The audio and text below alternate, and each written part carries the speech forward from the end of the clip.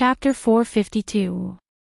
Using a strand of mystic conscious as a guide, Mo Lien and Duan Yu recorded the contents of the Tianji treasure blueprint into the Crimson Jade and the Cub Jade without missing a single word.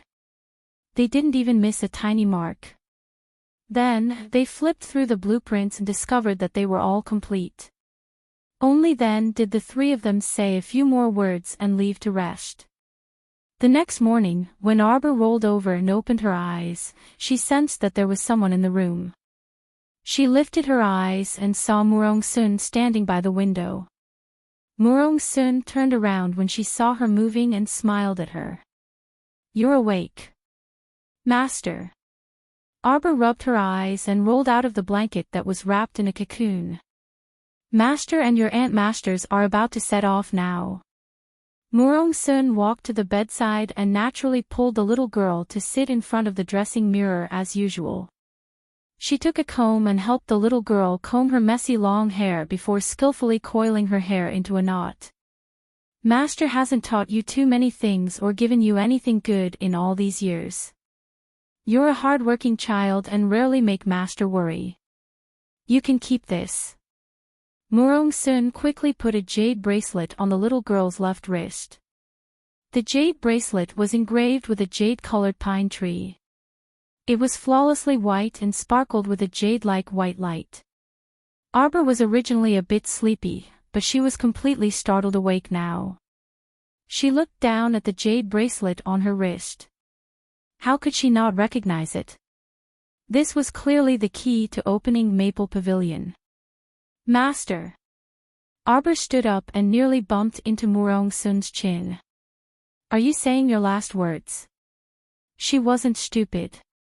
Don't think she didn't hear Murong Sun's words as if she was saying her last words. Why would she give her the key to Maple Pavilion without rhyme or reason? Nonsense. Murong Sun heavily smacked Arbor's head. "What nonsense are you spouting? Your master is very strong, don't joke around. Who on Seikong planet has the ability to kill me? Then this?" Murong Sun brusquely glanced at her. "This is an early coming-of-age gift for you. That's all Master can do." "Nonsense, this is the symbol of the previous sect masters." Arbor was so nervous that his eyes were almost red. Moreover, she was not even 13 years old yet.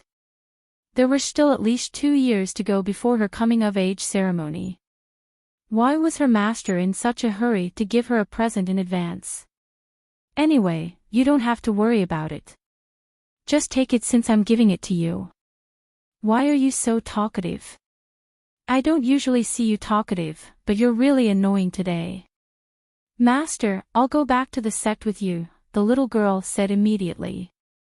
"You lass, you're so young yet so long-winded. Tell me, how many years have you not been home? Your mother and father might even think that our Holy Water sect is a man-eating sect that abducts children and doesn't even let them return home." Murong Sun poked her little head with a finger and couldn't resist laughing. "I already said I'm fine. You just like to let your imagination run wild all day and worry too much. All right, Master really has to set off. You should also quickly pack up and go home." "Oh, Master!" the little fellow shouted loudly. Murong Sun looked down at her with a grin and couldn't resist teasing. What, aren't I just telling you to go home?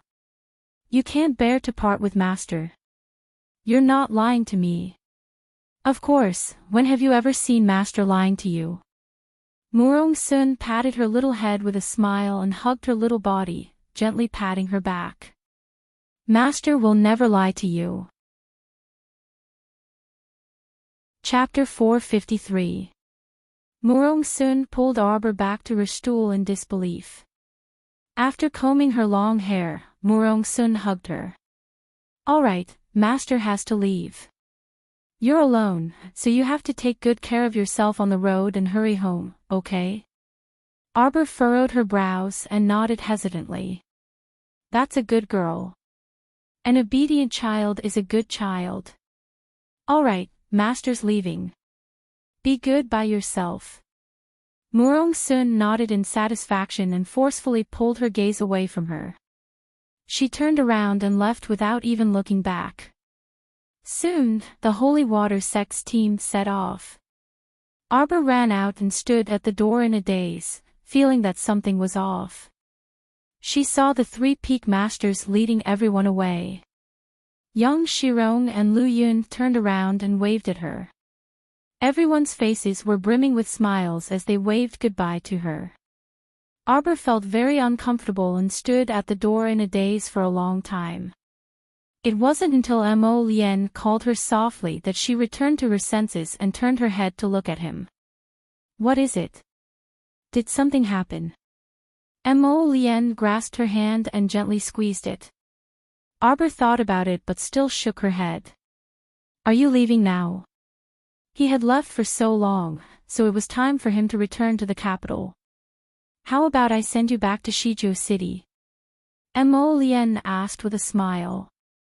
Hui Feng appeared next to the crown prince like a ghost and said icily and mechanically, "Your Highness, the great king orders you to return within 3 days.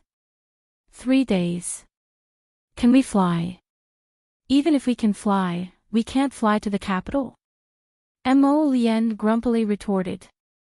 At this time, the great king was in the southern study, tossing a pile of tattered memorials onto the floor with a headache.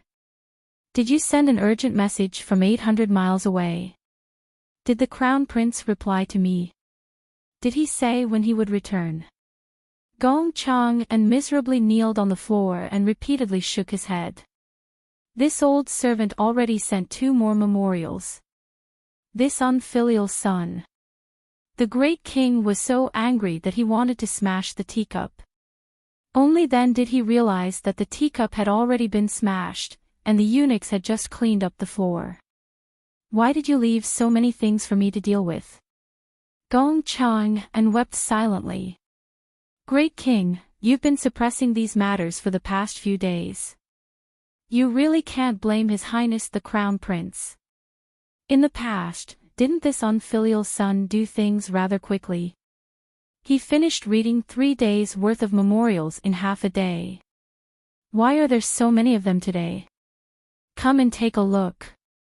Why was this He Qijing from the Ministry of Works complaining about being poor again? Every month, you have to reach out and ask for food from me. I'm about to eat chaff myself." Gong Chang'an.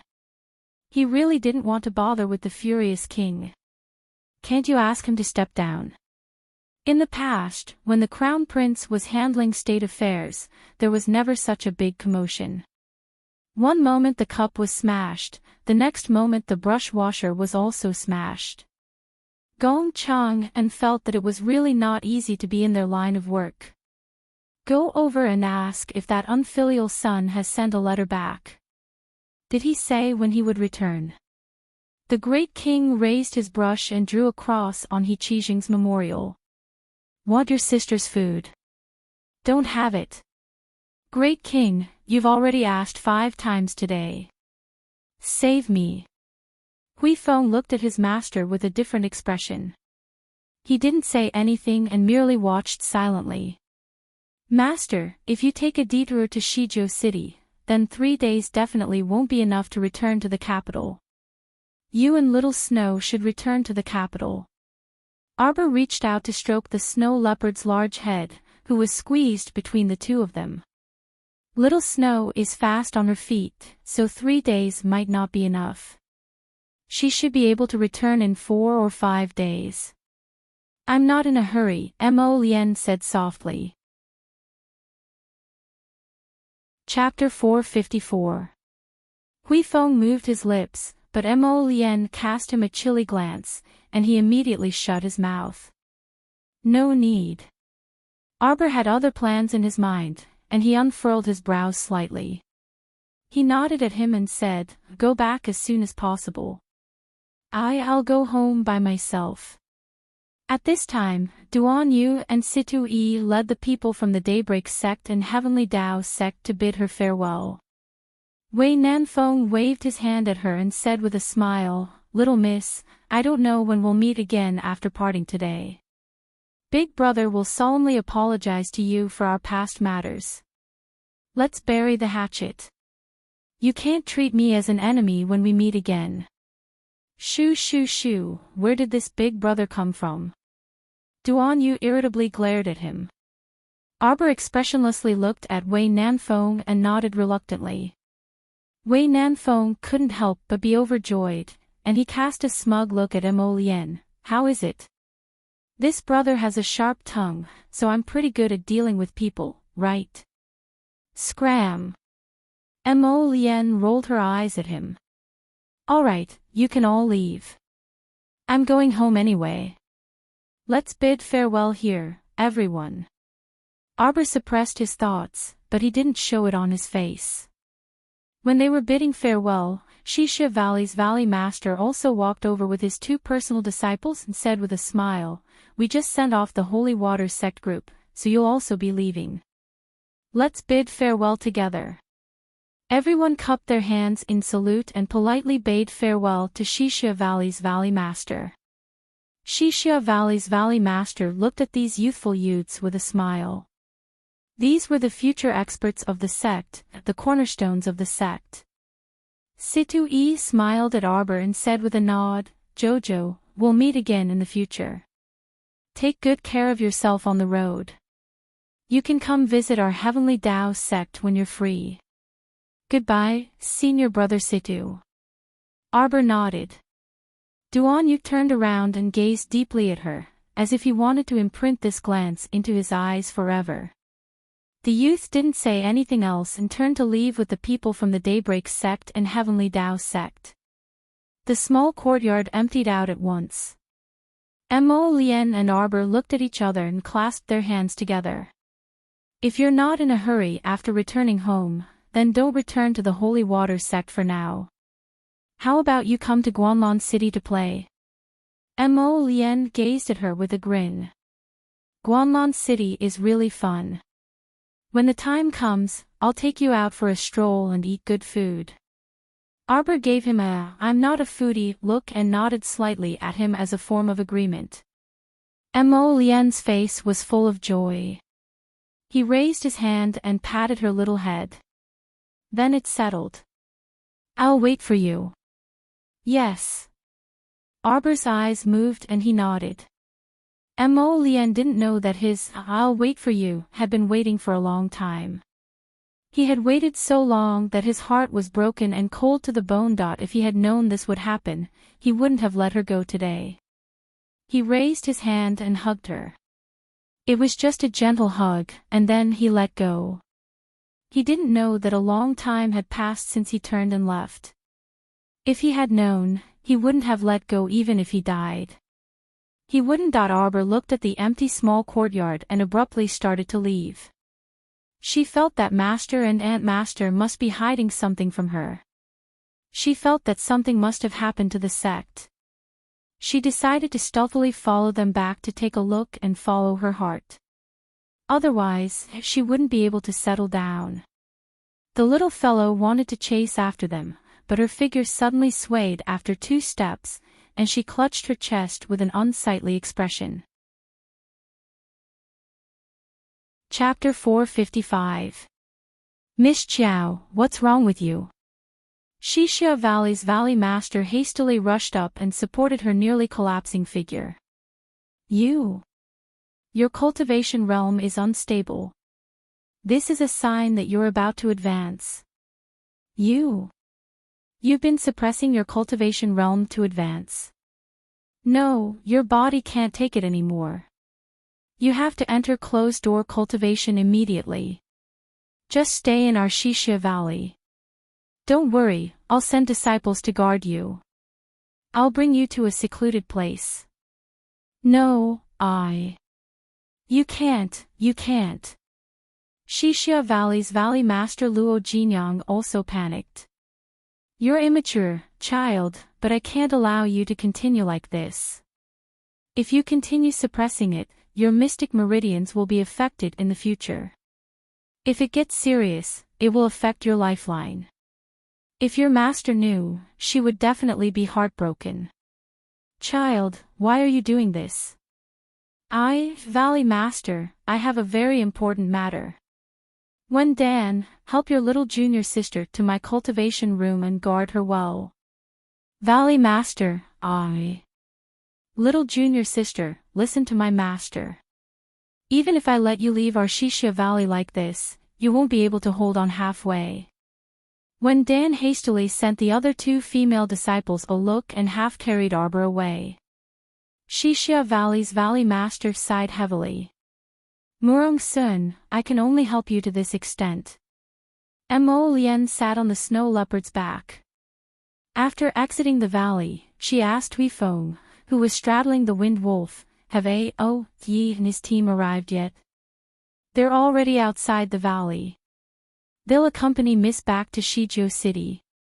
Mo Lien was silent for a moment before saying, I keep feeling like something's going on. Qiao Qiao's gaze didn't seem right. Moreover, Murong Sun's group left too hastily. Although they left with smiles and even greeted each other when they saw them, he kept feeling like Mo Lien considered it for a few seconds before pointing and saying, You, go inform Mei Yi and have him investigate what exactly happened to Holy Water Sect these past 2 days. He frowned as he recalled that day in the arena. A female disciple named Yi Lingmin drank a few drops of water and quickly advanced. Apparently, the Holy Water Sect has a holy water spring. Have Mei Yi investigate this matter. Also, find some people to follow me to the Holy Water Sect to take a look. Yes. Hui Feng always felt that the Crown Prince was worrying too much about the Holy Water Sect. The 3 sects and 5 factions were all big sections. What could possibly happen to them? Hurry up and do it. The Crown Prince frowned and urged. This subordinate will inform them now. On the other side, not long after the Holy Water Sect's party left Shishia Valley with smiles on their faces, their charming faces darkened one by one. Doya, stay here and keep watch. If you see your little junior sister come out, make her stay no matter what, Murong Sun said aloofly. She understood this disciple of hers all too well. She definitely wouldn't leave the matter at that. Shishia Valley's Valley Master might not necessarily be able to stop her. Eldest martial uncle, I want to go back with you. Doya's eyes immediately reddened as she shook her head and said loudly. Doya, your eldest martial uncle is right. You can't go back to Holy Water Sect with us. Lu Yun said seriously, you forgot that you are the Alava tribe's clan leader. Your father, as well as your young brother and sister, are all looking forward to your early return. Murong Sun nodded and turned to look at Su Shanshan. Shanshan, you take. Master, don't think of chasing me away. This disciple has been following Master since I was 5 and practicing martial arts in the Holy Water Sect. The Holy Water Sect is this disciple's home. This disciple has no other place to go, Su Shanshan said calmly. We vow to live and die with the Holy Water Sect. All the disciples shouted in unison. It's over. See you tomorrow. Chapter 456. Gurgle. The small ice bead jumped out of Arbor's waist pocket and hovered in the air, emitting a gentle light. Master, the more unstable your emotions are, the more it will affect your advancement. Why don't you quickly restrain your emotions and enter closed-door cultivation? Quickly come out after you've advanced. Lady Holy Water's soft and adorable voice rang out. Arbor sat upright in the small room that Shishia Valley's Valley Master usually used for cultivation. Her forehead was drenched in a cold sweat. Just as Lady Holy Water had said, the current situation was indeed disadvantageous to her and the sect. She could only advance as quickly as possible and hurry back in order to shorten the time to the greatest extent. If she continued to struggle, it would only do her more harm than good. When she thought of this, Arbor took a deep breath and held her breath, blocking off her 5 senses. 10 intermediate-level blue calming talismans flew out from her fingertips. Intermediate-level talisman, Blue Calming Talisman. For 8 hours, it would allow the person to rapidly concentrate and calm their mind, achieving the goal of doubling the mystic energy absorbed from the outside world. Lady Holy Water instantly entered Arbor's Dantian mystic domain.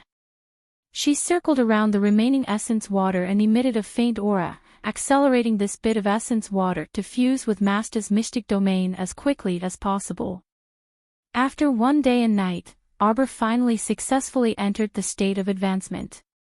All the mystic energy within a radius of 300 meters in Shishia Valley was mobilized and swarmed towards her small cultivation room at a terrifying speed. Shishia Valley's Valley Master and his personal disciple, Wen Dan, stood outside the small room and looked up ruefully at the mystic energy that had already condensed into a large nebula. Peak Master Murong's last disciple is truly remarkable. Who knows how much she'll grow if she's given several years. Shishia Valley's Valley Master sighed. Master, are we really unable to help with the holy water sex matter? When Dan couldn't bear to look at the tightly shut small room. Little junior sister is exceptionally intelligent. I feel that she already knows about this matter. Shishia Valley's Valley Master Luo Jinyang heaved a long sigh. I had the 5 elders lead the 50 disciples over. It can only be said that I'm merely showing my sincerity. Master is also the person at the helm of Shishia Valley, so I must consider my own sect. I also can't let your martial uncles and senior brothers and sisters make some meaningless sacrifices. Disciple understands. When Dan nodded with a heavy heart, Master, are the people of the 6 prefectures really in existence that we can't surpass? No. Luo Jinyang shook his head and raised his hand. He said firmly, I believe that one day, someone will surpass them. You young children have outstanding talent and excellent qualifications. As long as you work hard enough and believe in the future, surpassing others is not a daydream. Master, this disciple will definitely work even harder. When Dan nodded heavily. It's just that junior sister will probably be alone and helpless in the future. It's too pitiful. Master, why don't we secretly leave her in Shishia Valley? This child. I don't think we can keep it. Luo Jinyang looked funny on the surface, but he knew better than anyone else. Shishia Valley simply couldn't keep Arbor. This little girl was bound to soar high in the future. The 6 prefectures making a move today might not necessarily be a good thing. The world was in turmoil, and danger lurked everywhere. What would happen in the future would depend on each person's fortune. 3 days later, Qiao Mu opened her apathetic eyes. After completely assimilating with her essence water, her cultivation had already broken through what people called the Great Mystic Cultivator threshold, level 10. Moreover, she was steadily climbing to level 11 Great Mystic Cultivator entry level. Chapter 457. Arbor's cold gaze revealed a trace of intense killing intent as the vortexes in the depths of her eyes spun like star fragments. She used her inner vision and saw that the second branch meridian in her body had already formed, but she was in no mood to pay attention to it right now. The Spirit Division Record Soul chapter had already officially entered the 3rd layer, tempering the progress of her 2nd and 3rd branch meridians. At this time, her 1st branch meridian had already expanded to the same width as her main meridian, about a finger's width. She could completely condense all the mystic energy in her branch meridian into mystic conscious, open a complete inner world, or use her mystic eyes. It would no longer affect the consumption of mystic energy in her main meridian during battle. In other words, if an ordinary level 11 mystic cultivator could condense 50% of their mystic energy into mystic conscious during battle, it would already be considered a high-level condensation of mystic conscious. Then her mystic conscious definitely wouldn't exceed the 6th level of the mystic realm.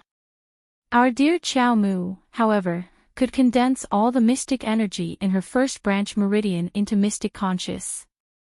At the same time that her cultivation entered the great level 11 mystic cultivator realm, her mystic conscious also reached the 11th level of the mystic realm.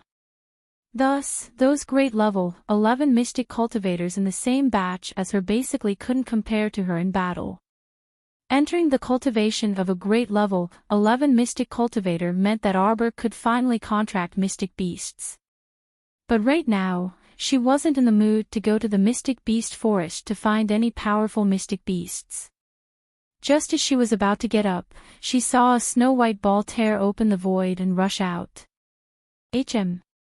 Startled, Arbor didn't have time to ponder why the little white squirrel could rush out of Paradise Planet on its own when she suddenly felt a slight pain in her finger. Looking down, she saw a drop of blood seeping out and merging with the snow-white ball's drop of blood. Suddenly, it emitted a dazzling and strange light. A circle of totem contract characters appeared above the human and beast's heads, flickering back and forth. Light and shadow flickered back and forth. The contract characters formed a circle of constantly swimming tadpole-like characters and gradually shrank to the size of a ring before abruptly landing beside the defensive ring. At this time, in addition to the defensive ring on Arbor's middle finger, there was an additional pitch-black, lusterless contract ring engraved with transparent embossed inscriptions on her index finger. This was beyond her expectations.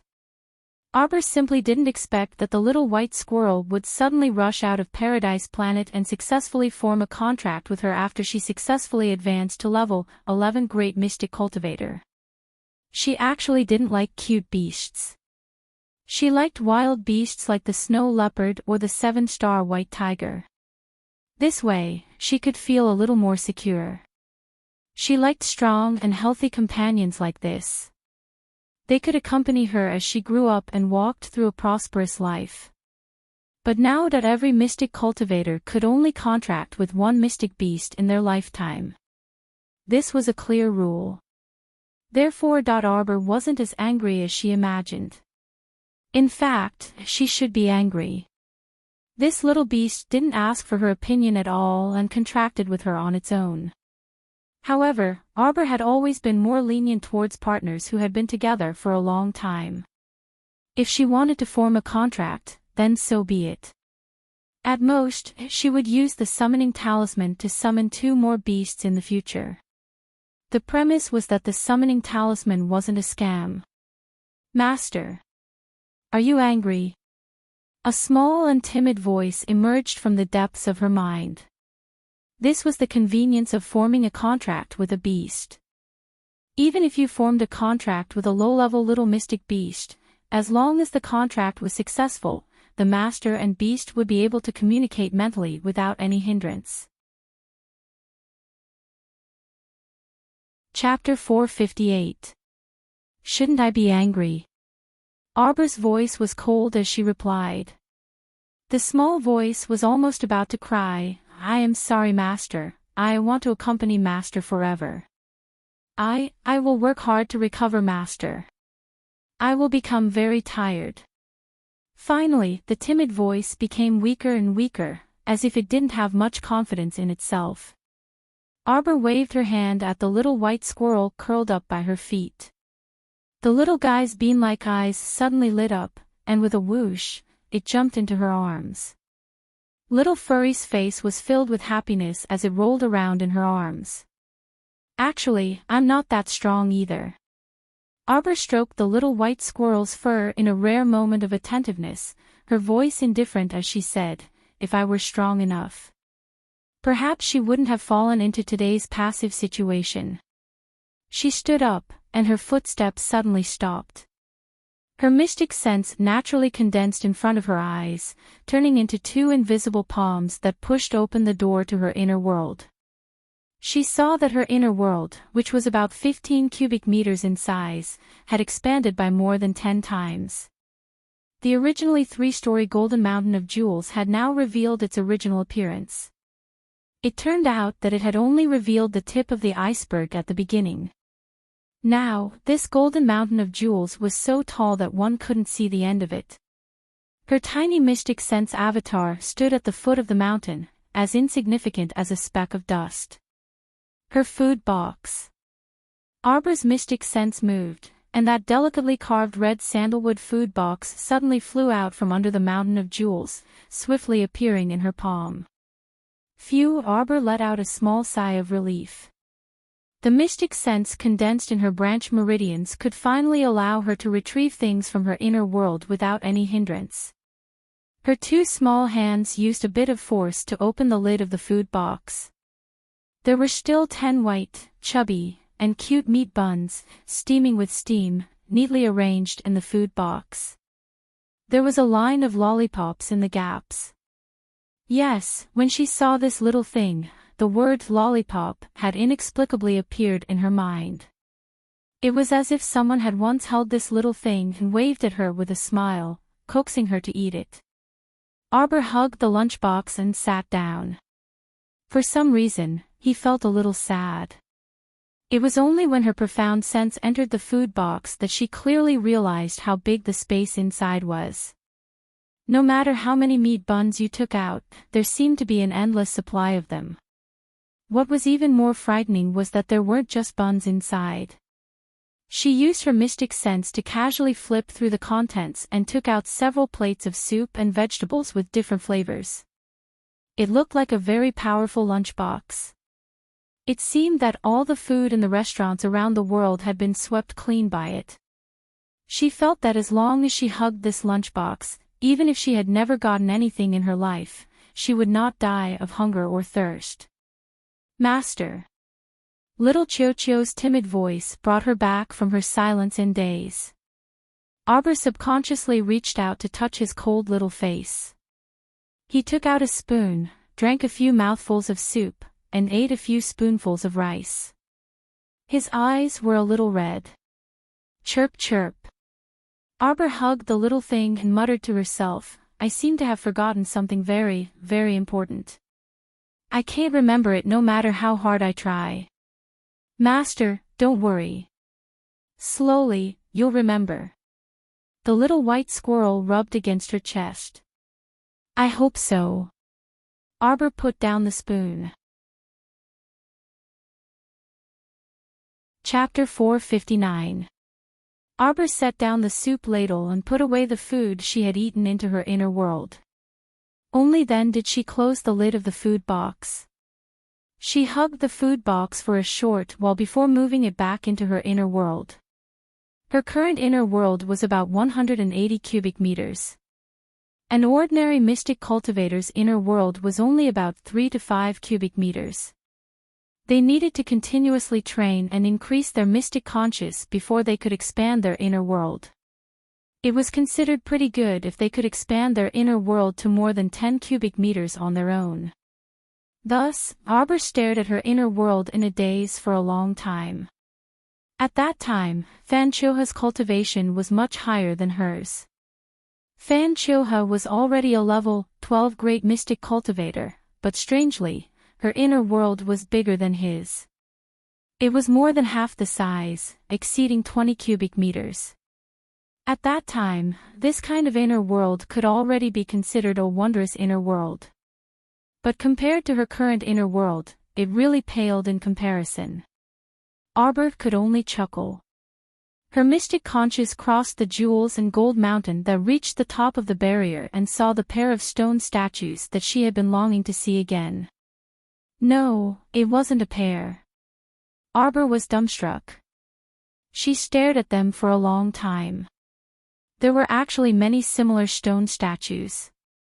They were arranged in 8 horizontal rows. She was momentarily dazzled when she looked at them and actually couldn't see the end. Our dear Chow Mu was stunned for a while. She shifted her mystic conscious all the way over and carefully counted. She discovered that there were as many as 800 pairs of stone statues that were as tall as a 3-story building. At the back of the stone statues, there was a lone statue that looked completely different from the other stone statues. Its body was spiraling sideways, and its head was in the posture of howling at the sky. There seemed to be 2 bulging bumps on its head. A figure spiraling upward like this. Arbor's eyes abruptly contracted. She tried to use her mystic conscience to shift this statue out, but a piercing pain suddenly assaulted her mind.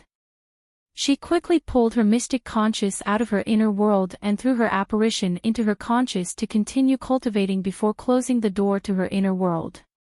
Only then did she let out a long sigh of relief.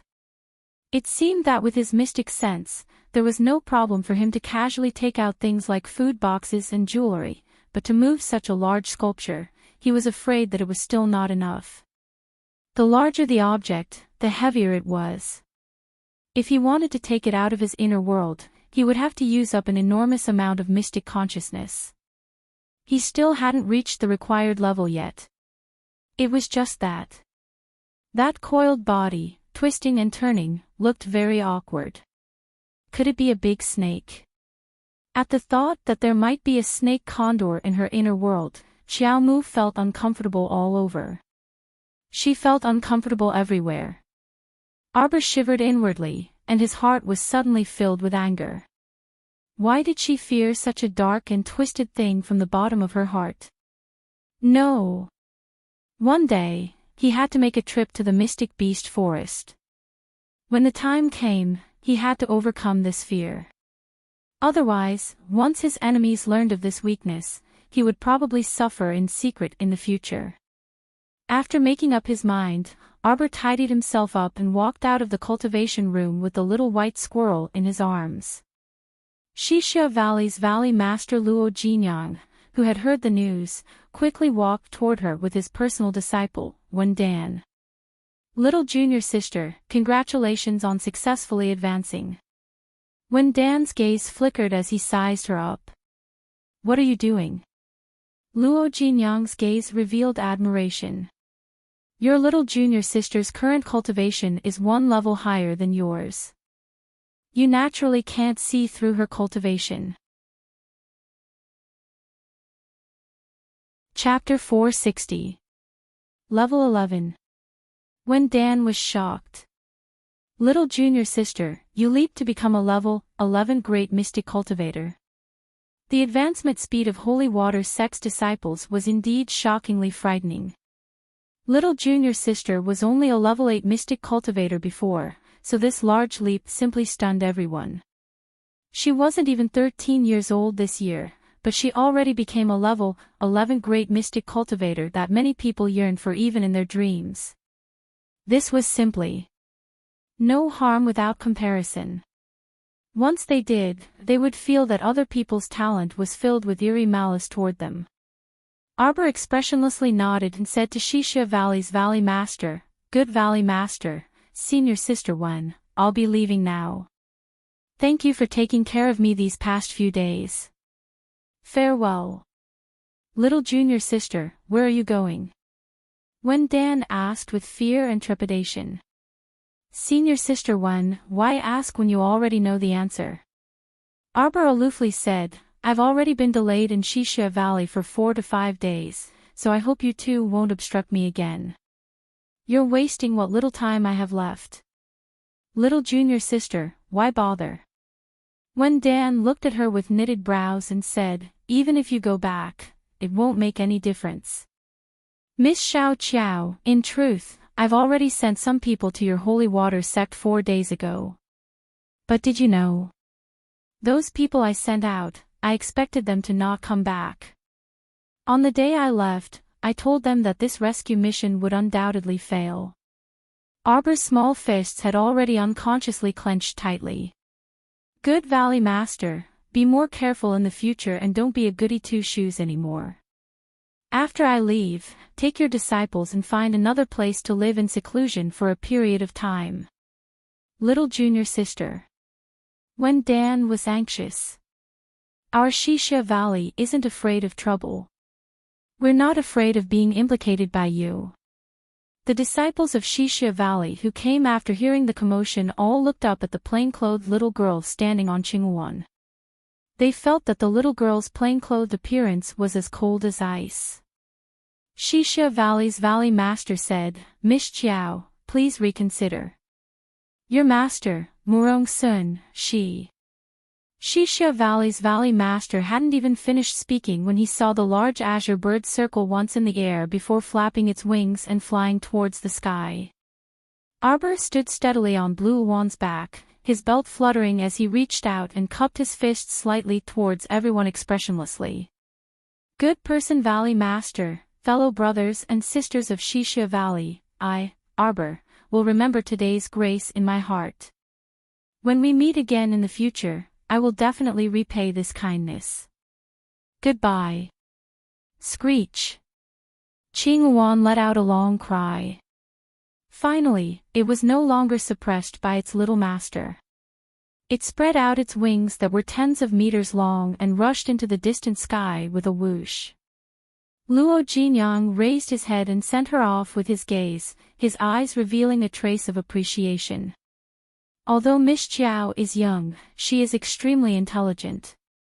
I hope she'll be fine. Master. Wen Dan. Pass down the order for the entire valley to make preparations. We will leave Xixia Valley today and head to the clan's secret grounds to stay for a while. Yes. Qinghuan pierced through layers of clouds and flew out of Xixia Valley at an extremely fast speed. Ao Yi and his group, who were guarding outside Xixia Valley, had waited for a long time until today. They almost thought that Miss Chiao wanted to stay in Xixia Valley for a while longer. Suddenly, they saw a large bird rushing out of Xixia Valley. Ao Yi was startled and abruptly jumped out from his hiding spot. It's Miss. What direction is that? Captain, that doesn't seem to be the direction of Shijiu City. Chapter 461. Ao Yi jumped up. That's in the direction of the Holy Water Sect. Why is Miss going to the Holy Water Sect? Didn't His Highness say that she wanted to go home? Don't worry about that. Quickly follow her. Ao Yi was so anxious that he stomped his feet. He hastily commanded everyone to board the flying mystic beasts and chase after her. However, Qinghuan was extremely fast and was already 50 kilometers away in the blink of an eye. Even if they chased after her, they would be half a beat slower. Ao Yi was so anxious that he was fuming. He slapped his teammate who was riding the flying mystic beast. Make it fly faster. It's already the fastest, Captain. Arbor activated her defensive mystic weapon with a wave of her hand and shielded herself from the fierce winds in the sky. She didn't know that Ao Yi and the rest had chased after her day and night. She only sat quietly inside the defensive barrier and took out a large handful of ebony to draw talismans piece by piece. Her expression was as calm as water, and no one could see any change in her expression. However, her eyes were focused on silently carving talismans. One talisman after another, except for a few moments when she slept on Qinghuan's back and opened her eyes, she began to silently draw talismans again. She drew talismans one after another until her eyes turned red, but she was still oblivious. 300 ebony blue binding talismans could form 5 intermediate-level binding talisman matrices. These intermediate-level binding talisman matrices made from ebony could bind around 10 people at once, provided that their cultivation was equal to or lower than hers. 300 ebony blue mystic guiding talismans could form 5 intermediate-level mystic guiding talisman matrices. Within an hour, she would continuously absorb the mystic energy in the world into her body to replenish her rapidly depleting mystic energy. After crossing the Great Swamp, Arbor was basically in a state where she could kill anything in her way. Whoever dared to stop her from returning to the sect would die without a doubt. Thus, when Ao Yi and the rest rushed to the Great Swamp, they were simply stunned by the mess of corpses in the swamp. All the zombie crocodiles were beyond recognition. Most of them had their heads chopped off, and many of them were frozen into ice sculptures erected at the edge of the swamp. Later on, they didn't see any more zombie crocodiles causing trouble. They were probably afraid of this short-tempered little girl and quietly dispersed. In less than 6 days, Xiao Mu directly exited the Great Swamp and arrived at that adventurer base from back then.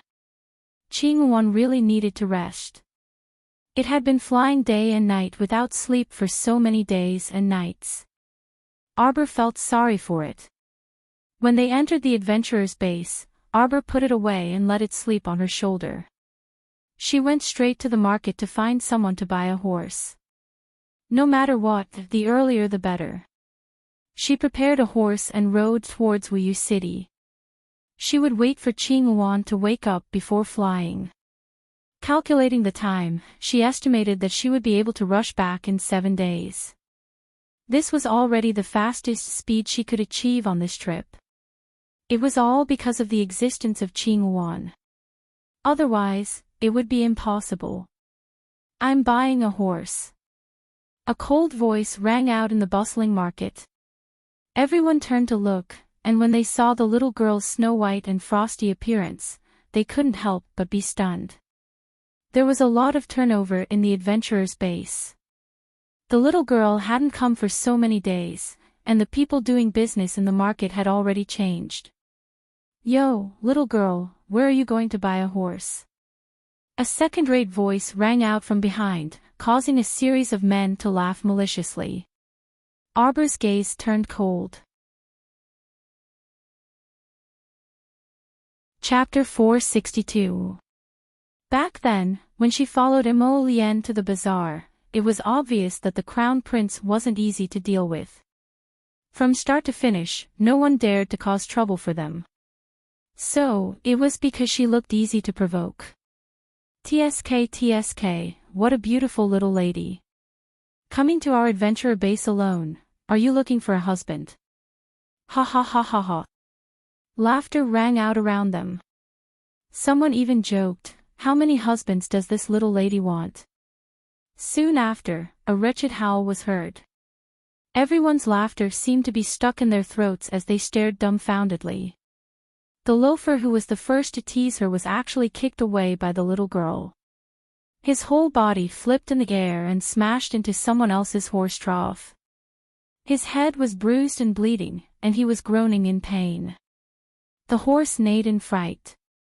Without another word, Arbor tossed out a handful of Duan Yu's shooting star powder. That loafer screamed several times, but before he could get up, he fell back down heavily and died miserably on the ground. 18 small nails had appeared on his face, body, and limbs. One of them hit between his brows, seeking his soul. Kill in 1 step. This time, all the teasing passers-by all sucked in a cold breath and took a step back. This little lady's attack was truly ruthless, taking a life in an instant. As expected, those who dared to come to the adventurer base alone weren't easy to deal with.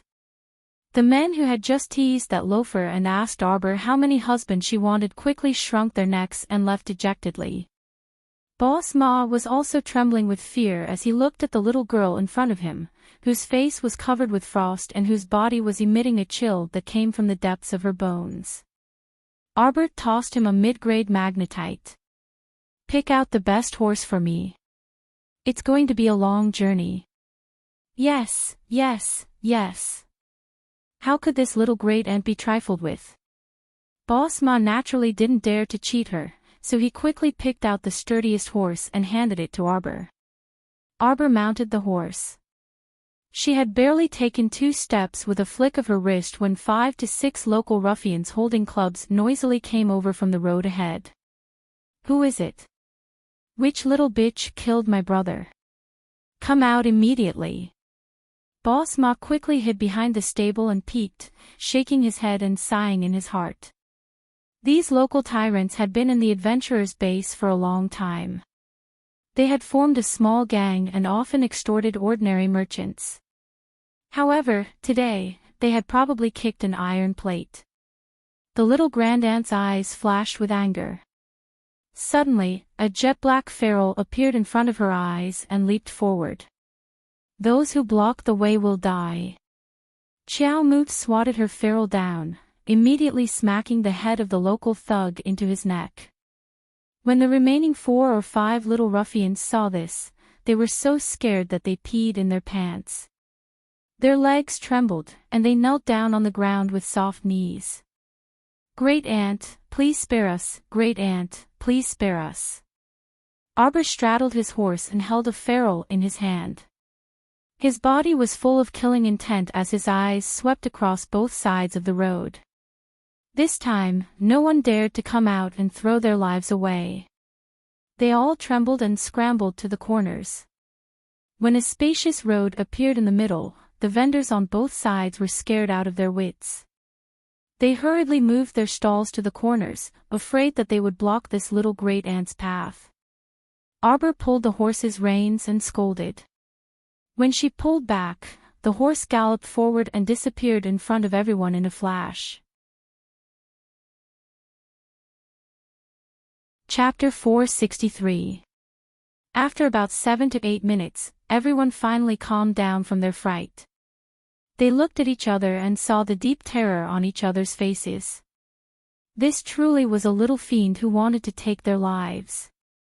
They blamed themselves for not bringing their eyes with them on the road. These days, not just anyone could be provoked.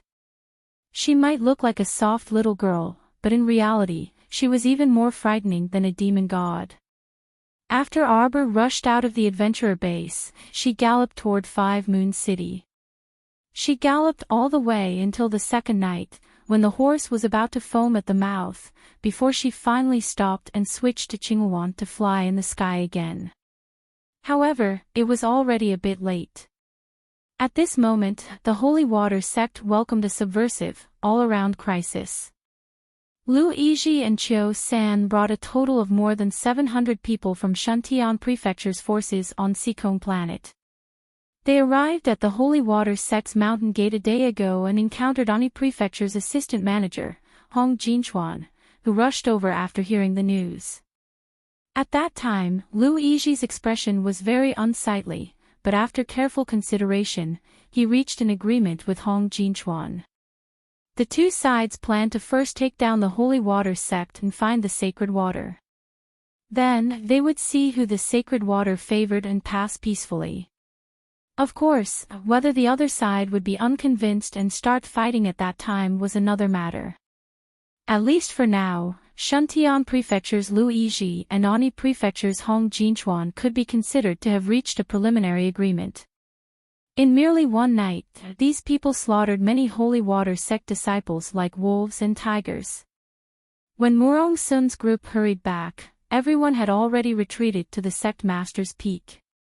At the beginning, many disciples were unprepared when the people from the two prefectures rushed in. So when the Holy Water sect master rushed out, the disciples guarding the mountain gate were all dead. The sect master blocked Lu Yizhi and Hong Jinchuan's attacks by herself. Although she barely managed to protect the remaining disciples and led them to the sect master's peak, the sect master was clearly on the verge of death by the time the three peak masters rushed over. "Ah Sun, I really have to trouble you to take on this heavy burden this time." The Holy Water sect master trembled as she took out a token and handed it to Murong Sun, who was standing at the head of her bed. "Master. From now on, Murong Sun is my Holy Water sect's 17th sect master." "Master." Young Shirong and Lu Yun both knelt down, their eyes filled with tears as they looked at the dying sect master. Su Shanshan and the other disciples knelt at the door with their heads bowed. Drops of tears fell from their eyes onto the bamboo floor. "Ah Sun, Ah Rong, Ah Yun. Master, disciples are here." The three of them choked out, almost unable to speak. "Master's greatest achievement in this life is taking you three as my disciples." The Holy Water sect master half reclined on the cushion and held her three disciples' hands. She said with a smile, "Although I call you wicked disciples all day long, I've never seen you before. But I know very well that the three of you are the most filial. Master, you should rest. You will get better." Young Shirong sobbed. "I won't be able to recover. I know my own situation. It was already a miracle that she was able to survive until now after fighting against so many experts from the 2 prefectures. Right now, only the people from the 2 prefectures had come, and they could still hold on for a while. If everyone from the 6 prefectures were here. Right now, Master will tell you a secret. The sect master coughed heavily several times and tightly gripped Murong Sun's hands, covering the heated sect master token. Chapter 464. In the ancestral hall behind the sect master's peak, there is a mechanism behind the Buddha statue. Ah Sun, take this token and you can activate an emergency space talisman matrix. It can directly transport you all to a place in Polan Manor.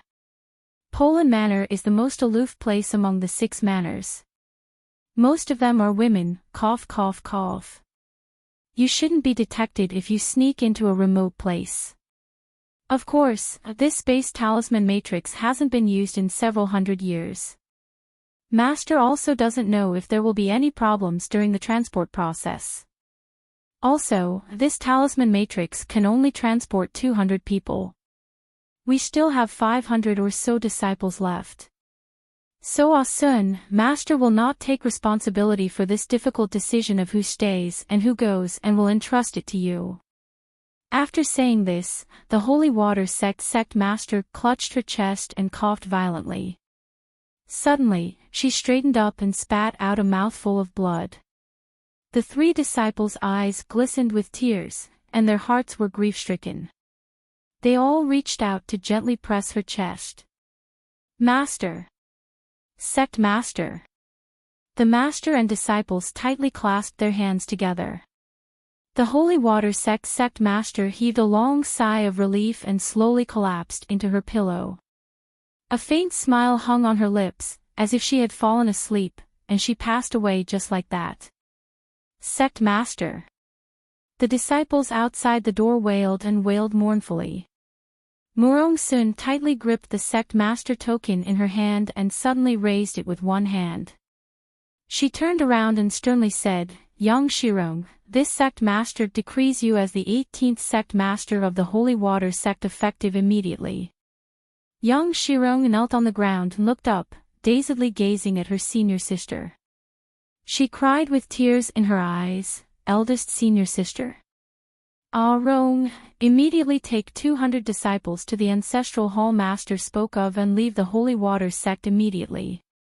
No. Senior sister. You have to leave with us. Young Shirong jumped up from the ground and shouted loudly. This matter was caused by my lax disciplining of my disciples. I have no face to face everyone in the Holy Water sect. Everyone can leave. I can't leave.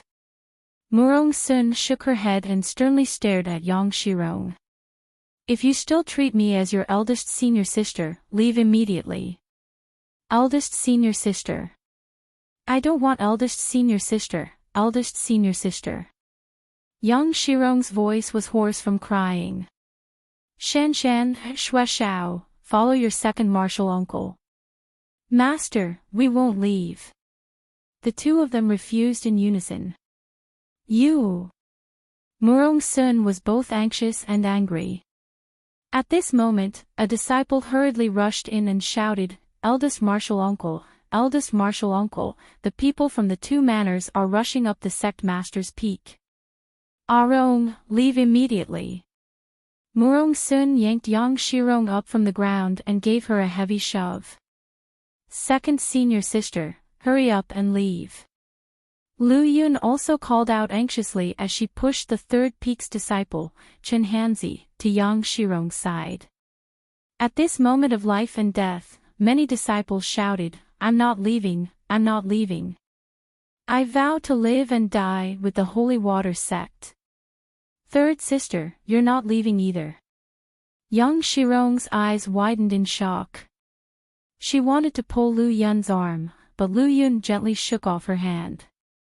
Second senior sister. Please take care of yourself.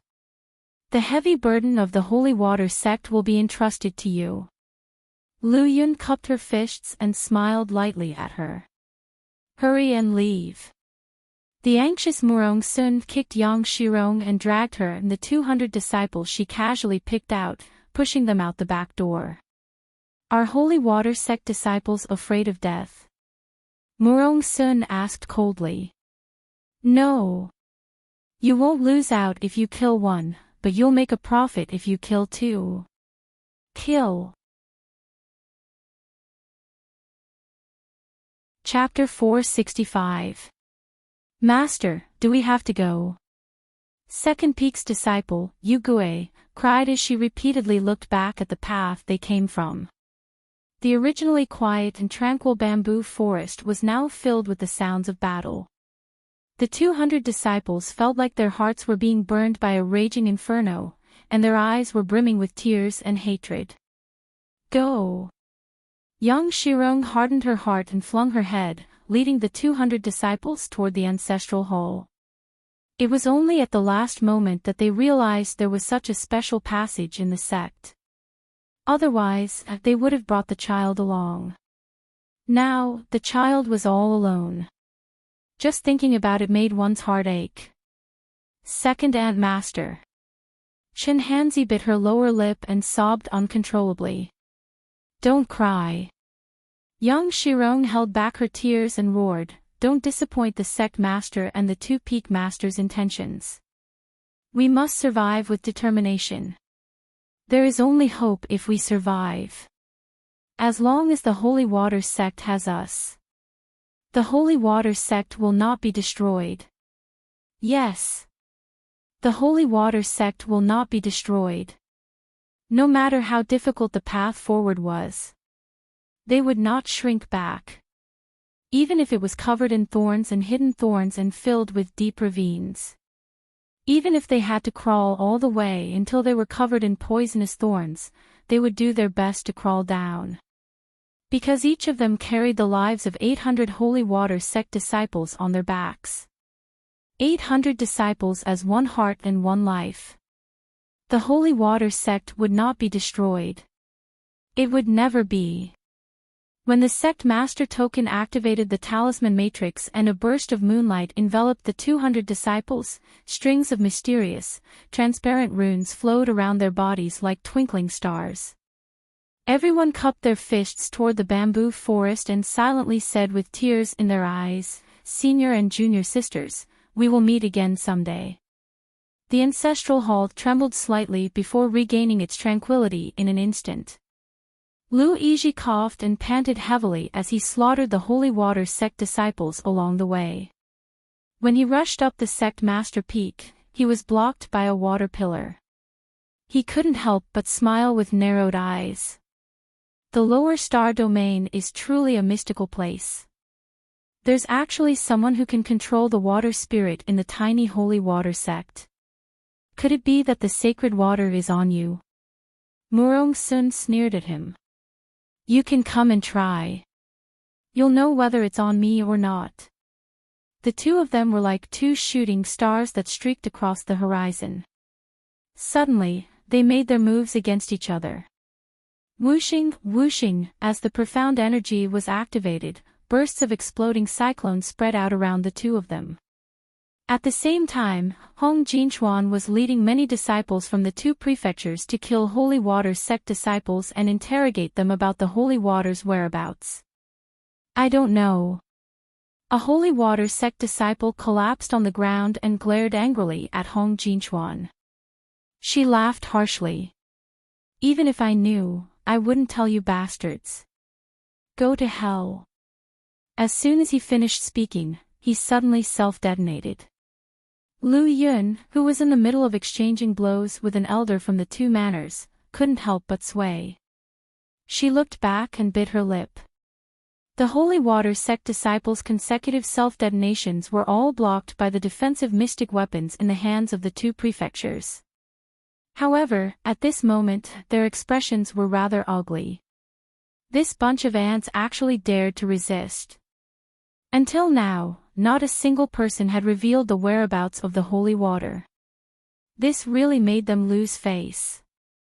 Hong Jinchuan's eldest disciple, Gong Yang, fiercely picked up a fat woman and slapped her. Speak. Where is the holy water? As long as you're willing to say it, I'll give you a chance to live. Sister Fat pounced and heavily knocked her head against Gong Yang's head, immediately leaving a large red mark on his forehead. She spat a mouthful of spittle on Gong Yang's face and laughed loudly. Little bastard. Go to hell. These 2 days, I've entered an important turning point in this book. After the turn, my qiao will be big. Don't be anxious, let me write slowly and write more brilliantly. It's best if you don't influence my train of thought. Today's 10 chapters will end. Tomorrow will still be 10 chapters, and the day after tomorrow, it will resume to 6 chapters. Next week, the author will be very busy. There are also some readers who are worried that the author will abuse 100 chapters to purposely separate my Qiao and the Crown Prince. That won't happen. The author will never abuse for the sake of abuse, so don't worry. Finally, please repeat after me 3 times, the author is my Qiao's biological mother. Chapter 466. Boom. Although Gong Yang activated his defensive artifact, he was still flung out by the force of the self-explosion. He tumbled heavily on the ground, his head bleeding from the impact. Fat sis. The girls of the first peak cried out in grief. The fat sis who took care of everyone's daily needs for 30 years, cooking soup and cooking for them every day, and beaming with smiles every day, no longer existed. Damn it. Fury rose from Gong Yang's heart, and he staggered up from the ground. When he saw the disdainful gazes of the other senior and junior brothers of Ani Prefecture, fury rose from his heart. Lu Yizhi and Murong Sun's palms collided, and the two of them swiftly separated. Surprise flashed through Lu Yizhi's eyes. The highest cultivation in the lower star domain is a level 15 mystic cultivator. But I actually can't see through your cultivation. But it doesn't matter. I'll find a few more people to spar with you. Even if you can surpass level 15 and reach the spiritual realm, you must be suppressed right now. Ha ha ha, cough, cough, cough. I heard your sect master died, so the entire sect is grieving and indignant right now. Ha ha ha, I'll go have a chat with your damn sect master. I'll see if you disciples and grand disciples are willing to let your old sect master's body be riddled with holes and become neither human nor ghost. Ha ha ha. You dare. Fury burst out of Murong Sun's eyes, and a water vortex swiftly shot over. However, before it could wrap around Lu Yizhi, that old geezer, she was entangled by 5 or 6 Shantian Prefecture elders. In Shantian Prefecture, these level 15 elders were, at most, just outer sect stewards. But in the star field, each and every one of them was respectfully addressed as elders. No matter how high Murong Sun's cultivation was, she was still tightly entangled by several Shantian Prefecture elders. She could only glare at Lu Yizhi with bloodshot eyes as he charged into the sect master's room. Master! Lu Yun crazily attacked the 2 elders from the 2 prefectures from the other side, forcing them to retreat step by step. She flew over and dashed toward the sect master's room. The 2 elders' guts rose as they simultaneously unleashed 2 bursts of vigorous level 15 profound energy, attacking towards Lu Yun's back.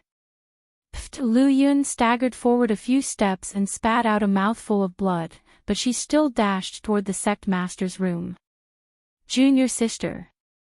At the same time that Murong Sun formed a water defense in her hand, she abruptly flipped her hand and threw down a water judgment. Snow water that blotted out the sky and covered the earth tumbled down the snowy peak, crashing toward the 5 to 6 Shantian Prefecture elders with a boom. While the many elders of Shantian Prefecture were alarmed, evil thoughts overtook their minds, and they all worked together to channel a terrifying mystic energy vortex that directly bombarded Murong Sun. Murong Sun swallowed a mouthful of blood, and her eyes were crimson red. With a wave of her hand, her head of fine black hair fluttered along with her robes.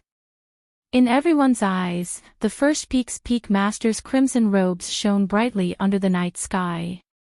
In the blink of an eye, the entire snowy peak shook, and all the snow water flowing underground was drawn out, surging towards the disciples of the two prefectures. At the same time, Luigi had already flashed into the sect master's room. He raised his large palm and was about to strangle the sect master's neck. At this time, the sect master's bed suddenly flipped over, and a person jumped out from under the bed, ruthlessly punching through the chest of Luigi, a level 15 great mystic cultivator. Pfft!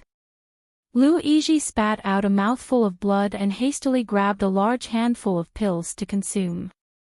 As he swallowed the pills in large mouthfuls, he viciously glared in the direction of the bed and was stunned. Chapter 467. Although the Holy Water sect master was ghastly pale, she still stood there perfectly fine. How was she already dead? A woman in her 50s stood beside her, supporting the sect master's arm. The two of them didn't say a word and pounced towards him. The profound energy from each of their fists intertwined and swept towards his face with a boom. Luigi was shocked. He had already experienced the sect master's strength. She was an out-and-out level 15 great mystic cultivator. As for the old woman beside the sect master, her strength was also not ordinary. Xiao Hong, take the children and leave. The sect master abruptly pounced over and grabbed Luigi's body tightly. Everyone saw the door to the sect master's room being smashed open. Their sect master, who had already breathed her last, actually rushed out with Luigi in her arms and flew toward the snowy peak. Awesome! Let's go! Before everyone could react, the sect master left behind her last words and rushed toward the snowy peak with Luigi in tow. At the same time, there was a huge explosion. Aunt Yi's eyes instantly moistened. Following this explosion, half of the sect master's peak split open, and a soul-stirring avalanche began with a bang. At the same time, Duan Yu, who was rushing back to Daybreak sect, and Situ Yi, who was at Heavenly Tao sect, received news of the Holy Water sect being attacked at the same time. Daybreak sect master, Liang Wanshan, made a prompt decision. The three sects are united. We can't just watch the 6 prefectures besiege the Holy Water sect. Master, I'll go with you, Duan Yu immediately said. Everyone turned back and headed toward the Holy Water sect. At the adventurer base, they ran into Heavenly Tao sect Sitamin and company and hurried toward the snowy peak. On the other side, in 5 Moon City, City Lord Wu Mantian and his wife stood by the window, deeply worried. They looked up at the pitch-black sky, not knowing what to do. Everyone in 5 Moon City knew about the huge commotion caused by the Holy Water sect tonight. No one knew what happened at the Holy Water sect's mountain gate, so the common people naturally didn't dare to poke their noses into other people's business. Until the next day. Everyone was speechless as they looked at the Holy Water sect's mountain peaks that had been practically flattened. In particular, the sect master's peak seemed to have been directly shaved off by half of its peak. The entire peak was shorter by more than half, and the soaring flames burned for an entire night. No one dared to go there and see what had happened. The 5 Moon City's city lord only dared to send 2 10th-level experts over to take a look. However, very quickly, the news they brought back was that no one from the Holy Water sect was left alive. Everything seemed to be settled. The world-shaking battle 3 days ago seemed to have been buried by the snow that never melted all year round.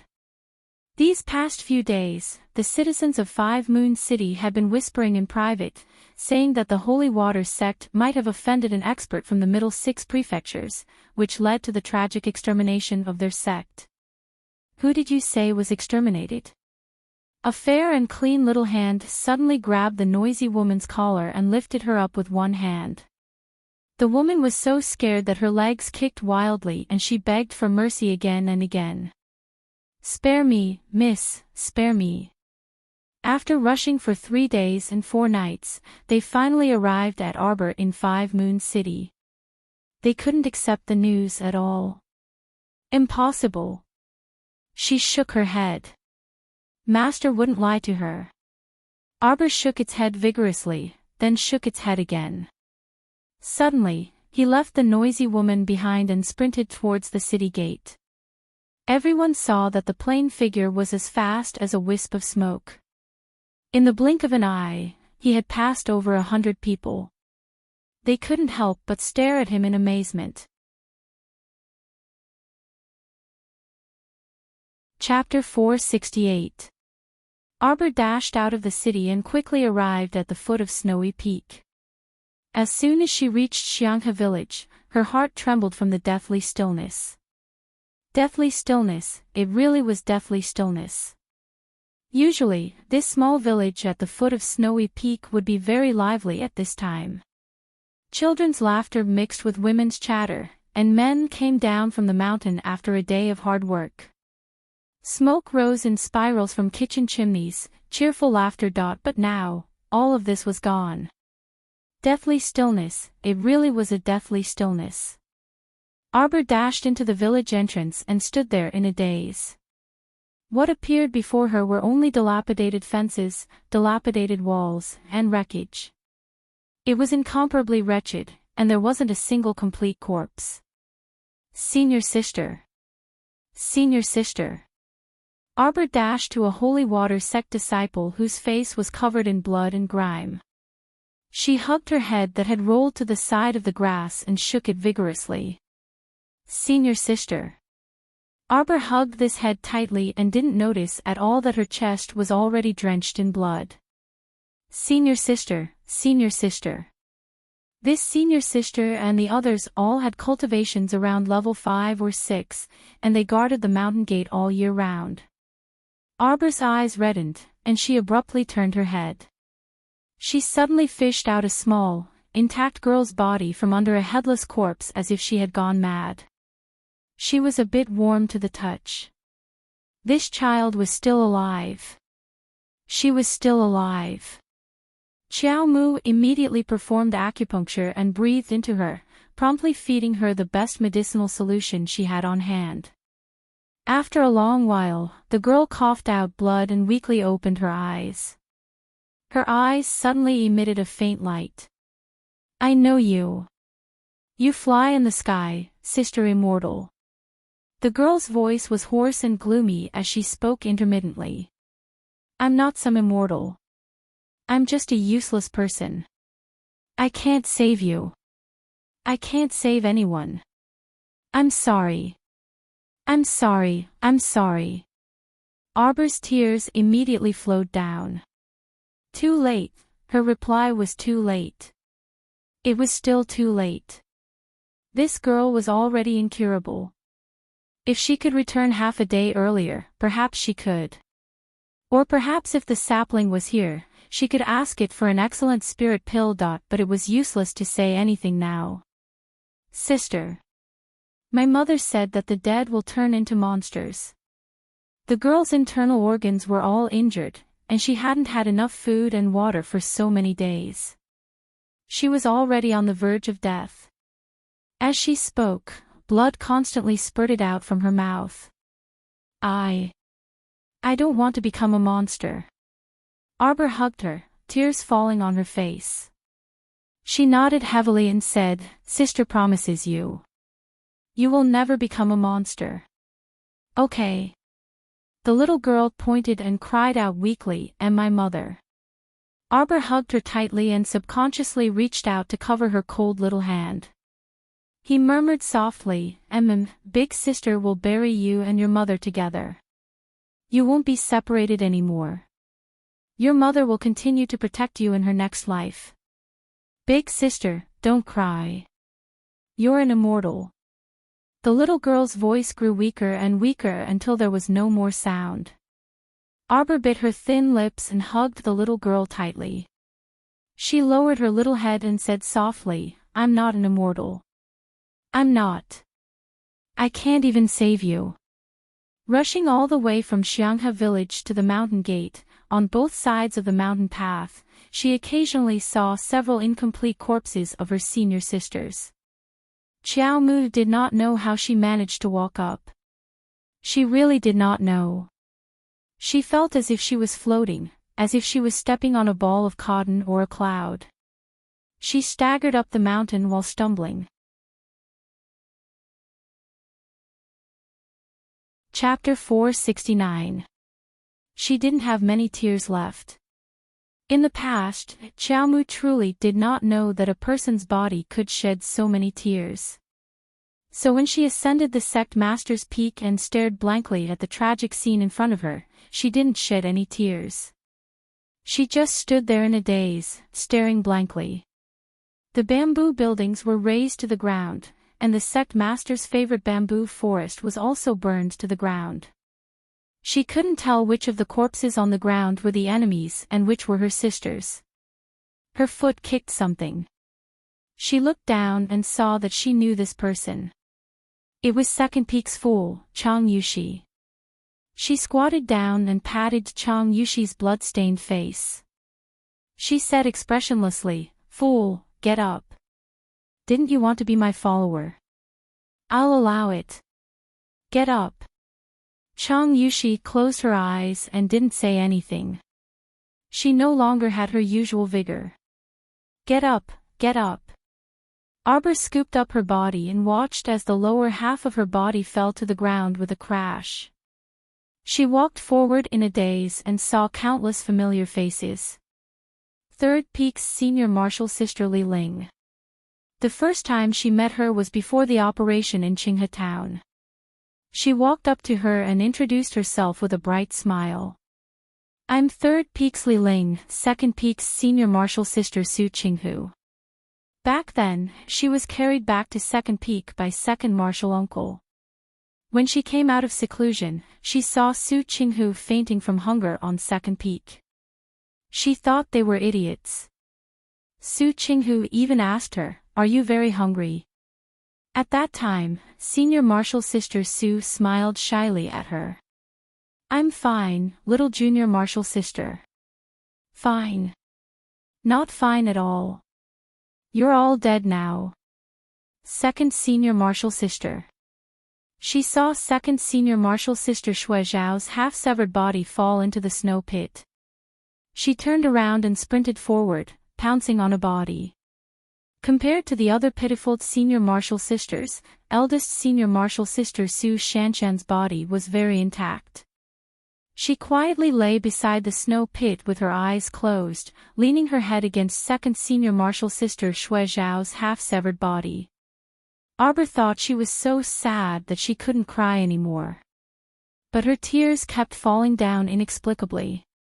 She couldn't stop it at all. "Liar." Arbor forcefully slapped eldest senior sister Su Shanshan's arm and whimpered, "You told me in Qinghe Town that you would protect me. You wouldn't leave me alone. Liar, liar." Arbor slapped her twice again. Then, as if he had thought of something, he looked back and forth at the corpses on the sect master's peak. She suddenly dragged out her voice and yelled, "Murong Sun! Murong Sun! Murong Sun, where are you? Murong Sun, you big liar! Murong Sun, you lied to me." She dragged her tired feet and circled the entire sect master's peak, but she did not see Murong Sun. Instead, he found third martial Aunt Lu Yun's head. She hugged Lu Yun's head and stumbled over to Su Shanshan's side. She placed Lu Yun beside Su Shanshan and cried until her voice was hoarse. She said pitifully, "Third martial uncle, stay here and accompany eldest martial sister. I still have to find my master, but I don't know where my master has gone. Third martial uncle, where do you think my master went?" She then picked up Lu Yun's head and helped her wipe off the dirt on her face. With a confused expression, she asked, "Third martial uncle, where do you think my master went?" "Murong Sun. Murong Sun, come out." The little fellow placed Lu Yun's head next to Su Shanshan and suddenly sprinted toward the ancestral hall. Chapter 470. Half of the ancestral hall had been destroyed long ago, leaving behind only a small portion of lonely wreckage. Arbor dazedly flipped through the miniature life lanterns of the sect's disciples. She watched as second senior sister Shui Zhao's battered body was flung away at the final juncture of her battle with the enemy. Arbor could not shed any more tears. She propped up her cheek with one hand and flipped through the miniature life lanterns one by one. When she saw the sect master dragging a stooped old man up the snowy peak to self-destruct, she suddenly froze. She recognized this old man. She had met this old man once outside Shixia Valley's second southern courtyard. Later, she also saw this old man on the competition field. Wasn't he a guest elder of the Ghost faction? What exactly were the Middle Six prefectures rumored in the marketplace? Could it be that this guest elder of the Ghost faction was actually someone from the Middle Six prefectures? She did not find Murong Sun's life lantern. Perhaps because the ancestral hall collapsed, more than half of the disciples' life lanterns were smashed down by rocks. Arbor lowered her head and searched through the cracks in the rocks for a long time but could not find it. Instead, she dug until her fingers were bleeding. Master. Cho did not dare to speak and weakly called out, "Don't dig anymore." It probably slid down the snowy peak due to the avalanche. Murong Sun. You big liar. The little stoic expressionlessly retorted. You still have a master. Master will definitely accompany you in the future. Master has never lied to you. They were all lies. Cho, do you know? The little stoic muttered to herself hoarsely, I won't have a master in the future. Ha ha ha, what are you afraid of without a master? Without a master, you still have me, your older brother. Little beauty, as long as you're willing to return with me, I guarantee you'll eat and drink well in the future. You definitely won't have a bad life. An ear-piercing teasing laughter suddenly barged into Arbor's ears. She stood up and took a step forward. The tip of her foot kicked something like a hard iron tablet. She bent down to pick it up and flipped through it before putting it away into her inner world with an icy expression. Afterwards, she looked up at the group of people outside the ancestral hall. She recognized them all. Myriad Faction's faction master's son, Fei Qing, sickly and lecherously eyeing Holy Water Sect's disciples all day long. Ghost Sect's elder Ghost Surd. Granny Witch and her group from Coitus Sect. One of them was an old friend of Arbor's. Back when they were fighting for the paradise, Mo Lian had helped to extract a strand of her soul. She was Yao Ji of the Coitus Sect. At this moment, her life spirit was still in Arbor's inner world, so when Arbor looked at her coldly, Yao Ji's eyes narrowed slightly. You pervert. You won't change even after 3 sentences. Coitus Sect's Chi Mei covered her mouth and giggled. She swayed her body flirtatiously and smiled sweetly at Arbor. Junior Marshal Sister, you're the only one left. TSK, Tisk, she's crying. Look on that tear-stained face of hers. TSK, the tears haven't even dried yet. If the Holy Water Sect's 3 peak masters saw this, their hearts would definitely ache. Arbor coldly stared at this woman and coldly said, what? Ghost Sect, Myriad Faction, Coitus Sect, and Ghost Sect can't wait to hit someone when they're down. Myriad Faction's Fei Qing pretentiously smiled and said, what are you saying? Our 3 factions also heard that something happened to the Holy Water Sect, so we specially rushed over to take a look and offer our condolences. Little Junior Marshal Sister, don't be afraid. Come to brother. Brother will protect you. Chapter 471. Protection. Xiao Mu's eyes involuntarily narrowed, and her eyes, which were as cold as ice, slowly swept a glance at Fei Qing.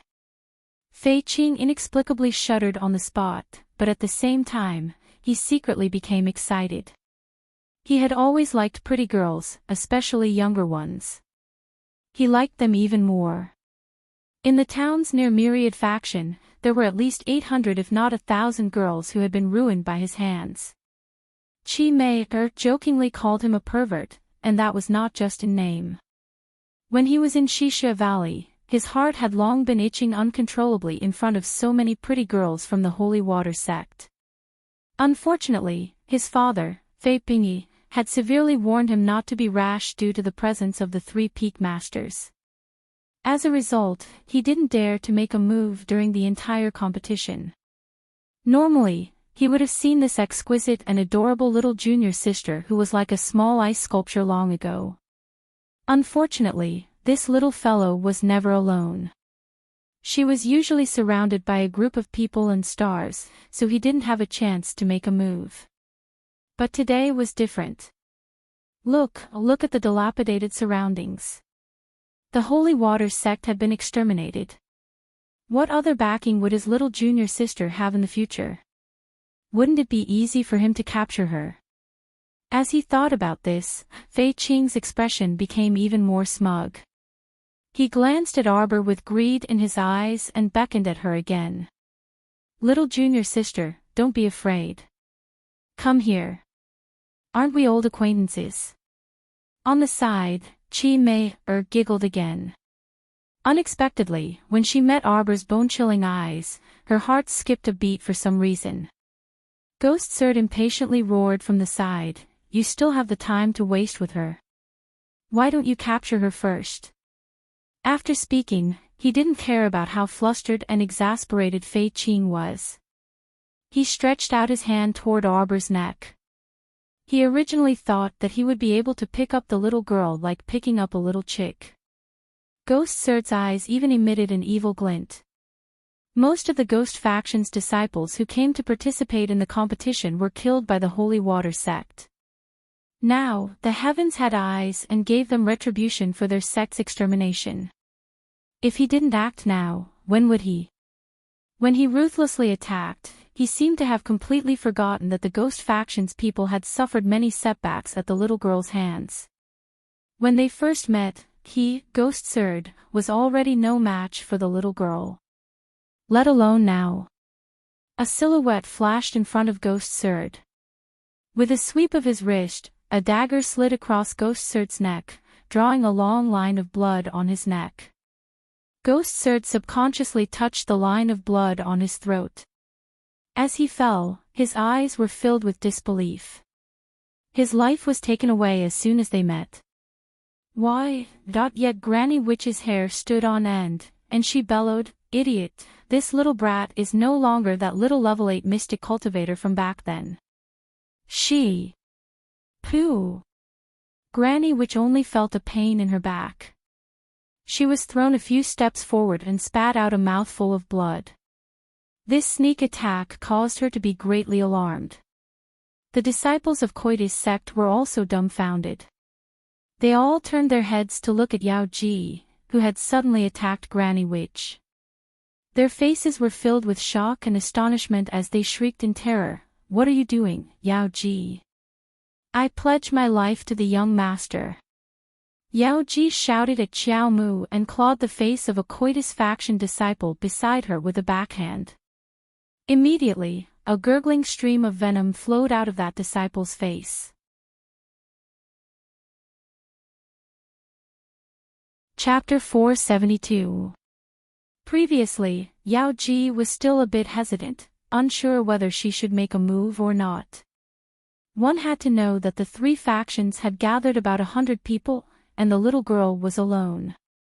If she suddenly betrayed Koitis sect and stood by the little girl's side to resist the 3 factions' 100 people, then she would undoubtedly die. However, her fate's soul was in the little girl's hands. If she didn't help her, then she would definitely lose her life on the spot. With the little girl's ruthless temperament and vicious methods, she definitely wouldn't let an enemy like her off. Thus, Yao Ji made all kinds of calculations and felt that she would definitely die at this moment. However, when she saw the little girl slash Ghost Surt to death with a dagger, Yao Ji knew that her chance had come. The little girl seemed to be much stronger than she expected. She knew she had to gamble this time. She stood behind Granny Witch and instantly pierced Granny Witch's heart with a cold stab. How could Granny Witch and the Coitus sect disciples have anticipated that Yao Ji would suddenly make a move? Their Coitus sect's formation was thrown into chaos. At the same time, the little girl had already rushed forward. She flung out countless flying talismans, trapping Fei Qing's group. Ebony intermediate level binding talisman formation. It could bind at most 10 people at a time. These people's cultivation levels were slightly lower than hers. Once she used this binding talisman formation to bind them, everyone turned pale with fright. They were bound inside the talisman formation circle and couldn't escape no matter how hard they tried. Only now did they remember. During the competition, the little girl had once used this move against Daybreak Sect's Mu Liangde. At that time, they were still secretly mocking Mu Liangde for being useless for not being able to defeat a 12 to 13-year-old little girl. But now, when they had a taste of this binding talisman formation, their faces suddenly turned pale with fright. They couldn't move. They couldn't even release mystic energy after being bound by this binding talisman formation. Fei Qing, this useless guy, was so frightened that his face contorted.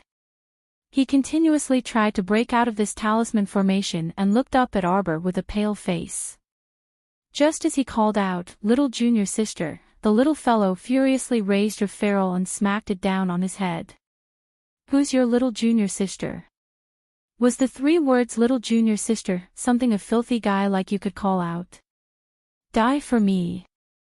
Arbor tossed out a handful of shooting star scatters with a flick of his hand.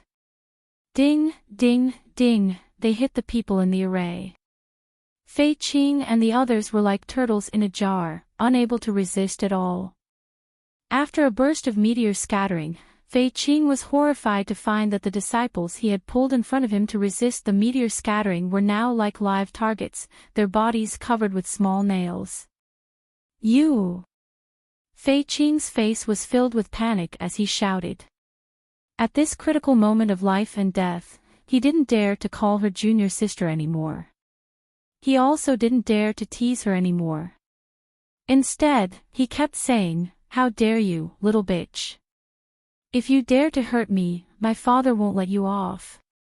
Fei Qing felt that his threat was useless.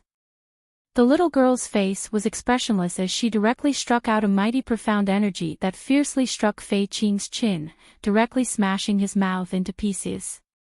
Fei Qing's unpleasant roar came to an abrupt stop. Arbor pounced forward and fiercely struck his head with the ferrule, immediately smashing his skull open. Brain matter burst out, and he died on the spot. "Since you're here, then stay."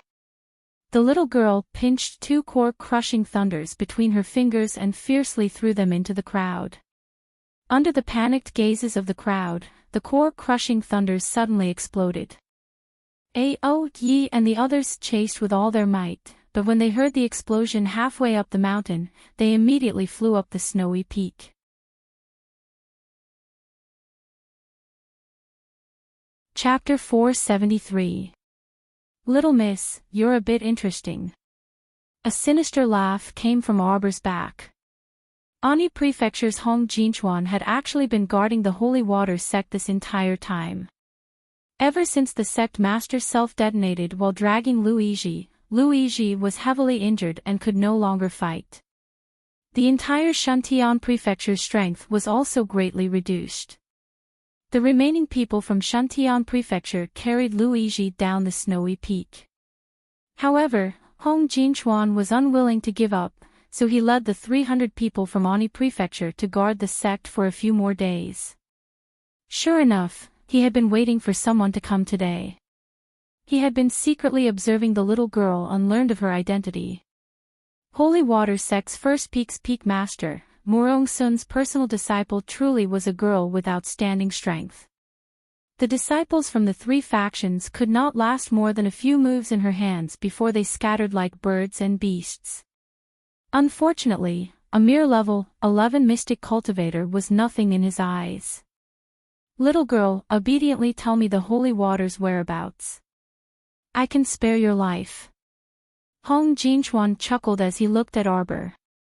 Calculating the time, the people from the other prefectures should be arriving soon. Before that, he had to trick the little girl into speaking up as soon as possible.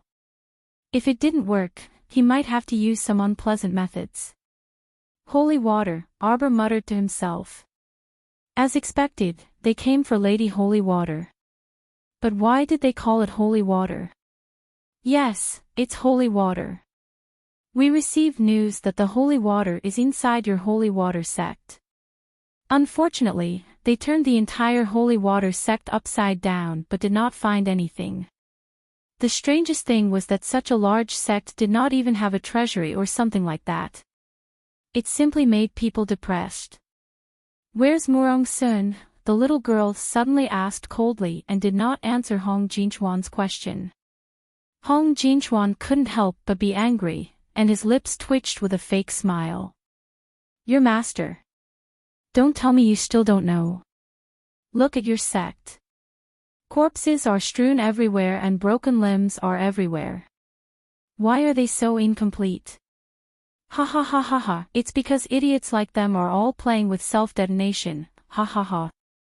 Unfortunately, to us leveled 15 great mystic cultivators, it's like the light of a firefly and can't harm us at all. Xiao Mu suppressed the resentment in her heart and coldly gazed at them. The auras of Hong Jinchuan and the others were indeed very powerful. There were more than 300 people from Ani Prefecture, and she couldn't see through at least 100 of them, which meant that their cultivations were definitely higher than hers. Moreover, how many of them were leveled 15 great mystic cultivators like Hong Jinchuan? If it was only for her to challenge level 10 or level 23 great mystic cultivators above her level, she might still have a chance. But now, asking her, a mere level 11 mystic cultivator, to challenge multiple level 15 great mystic cultivators was practically sending herself to her death. Of course, she also had her trump cards and might be able to kill a few level 15 great mystic cultivators. What's your name? This old man is Hong Jinchuan of Ani Prefecture. Hong Jinchuan wasn't worried at all about the consequences of exposing his name to the little girl. In his opinion, Murong Sun, his last disciple, was already a dead person. Murong Sun self-detonated. The little girl asked expressionlessly with pursed lips. You killed her. The little girl pressed on. Hong Jinchuan became impatient. Does it matter who killed her? You're just a little girl, could it be that you want to avenge your sect by yourself?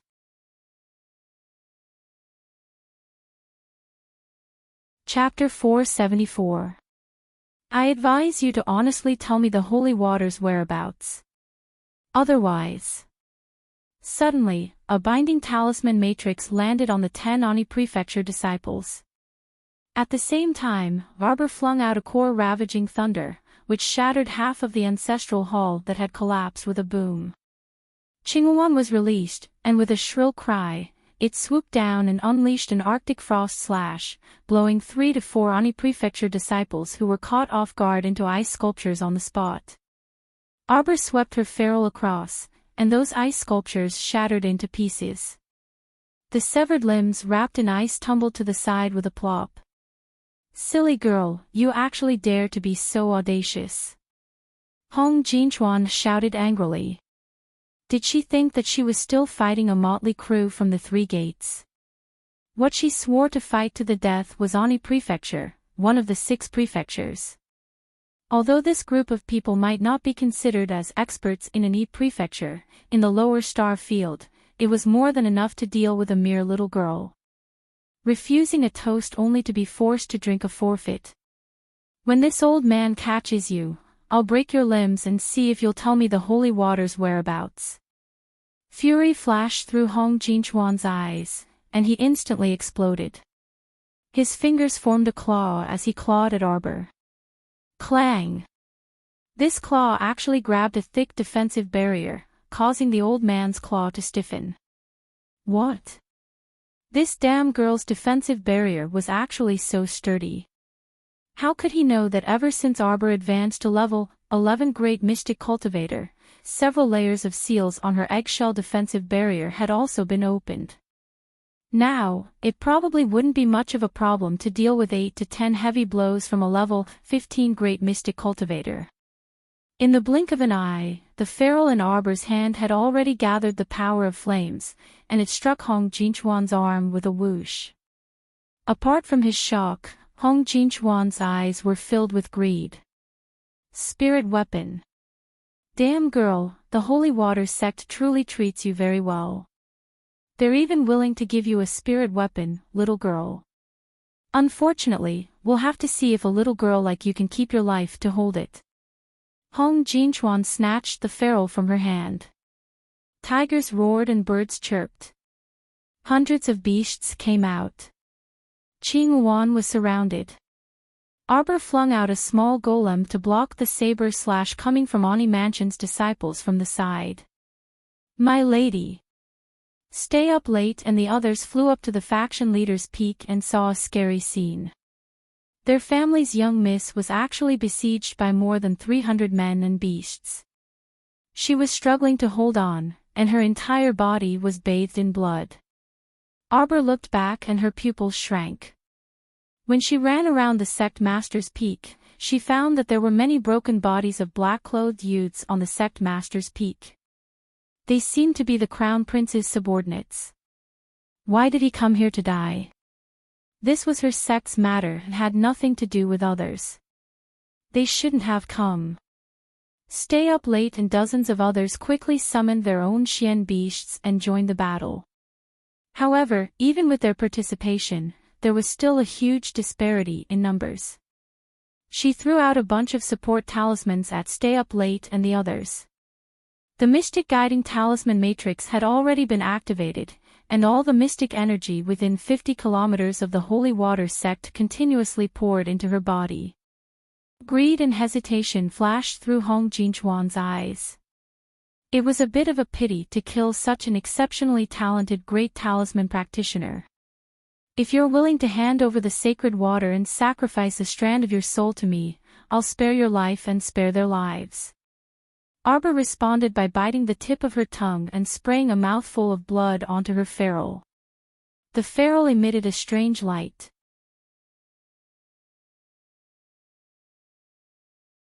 Chapter 475. It clanged in Arbor's hand and suddenly flew out. Raging flames sprayed directly at Hong Jinchuan's face. Hong Jinchuan raised his saber to block, but the profound weapon in his hand was actually cut in half by the ferrule. The tip of the saber stabbed into the ground with a clang. A trace of fury shot out of Hong Jinchuan's eyes. The moment his body exploded, he circulated all the profound energy in his body and viciously attacked Arbor's head. In the nick of time, a faint, moon-white phantom leaped out from the ferrule and abruptly shielded the little fellow. It met the old man's ferocious attack head-on. Bang! Hong Jinchuan spat out a mouthful of blood in shock. His body was already uncontrollably sent flying backward. Arbor's large eyes widened. She subconsciously bit her lip and hurriedly ran forward a few steps. She inexplicably opened her arms, wanting to hug that faintly discernible phantom. Mo Lien. Mo Lien must be injured. He's injured. Mo Lien's phantom turned around and looked at her with an anxious expression. Arbor had just reached out to hug that phantom when he heard a soft sound. His entire body suddenly disappeared from her embrace. The little fellow foolishly made a hugging motion just like that. Mo Lien disappeared. The little fellow opened his mouth and did his best to suppress the urge to cry. Choking with sobs, he shouted at Ao Yi and the others, who had just fought a bloody battle, "Hurry and leave." She turned around and flew towards Sky Peak. Behind her, Ani Prefecture's people followed closely behind her like a pack of wolves and tigers. At the same time, far away in Guanlon City, Mo Lien's hand trembled as he flipped through the memorial. A trace of blood actually slid down the corner of his lips. Your Highness. Xiao 11Z, who had been bending over to offer him tea with both hands, was so frightened that he rolled on the ground. The teacup in his hand fell to the ground with a clang. Some of the officials in the southern study, who were in the middle of a meeting, also cried out when they saw this scene. Your Highness. Yan Qi suddenly appeared beside him and called out anxiously, Master. The red brush in Mo Lian's hand made a cracking sound. When she raised her head, her eyes were already filled with a bloody storm. Someone had touched the divine sense he had left in the feral. Something had happened to his Jojo. Mo Lian immediately stood up. Little Seven, let's go. Weren't they going home? Weren't they going to Shizhou City? Why did they appear in the Holy Water sect? Why didn't stay up late and the others send him a message? Mo Lian was burning with anxiety. Just now, the wisp of fragmented image that was transmitted to him before the wisp of divine sense dissipated simply terrified him to the core. The little girl was covered in blood and her eyes were like ice. Disobedient, too disobedient. Why didn't you go home obediently? The golden dragon leaped up and flew into the sky. Everyone followed and ran out. They were tongue-tied as they looked at His Highness who was running away. Your Highness, please don't. We haven't finished discussing the matter of Huqing's fortifications. What His Highness left for them was a speck of golden light on the horizon. The officials looked at each other in bewilderment. At this time, Arbor had already led most of the Ani Prefecture's subordinates to Sky Peak. She turned her head and coldly stared at the leveled 15 great mystic cultivators in the front row. The Tianji treasure blueprint abruptly flew out of her conscious. All the mystic energy in her main and branch meridians were turned into mystic conscious and frantically poured into the Tianji treasure blueprint. Sky Peak is about to become your burial ground. She wanted these people to die. Her head already felt like it was being pricked by needles. With her current cultivation, using the divine weapon was still too forceful. Fortunately, the divine weapon was willing to cooperate. The end of night watch. See you tomorrow. Take the pot lid and run.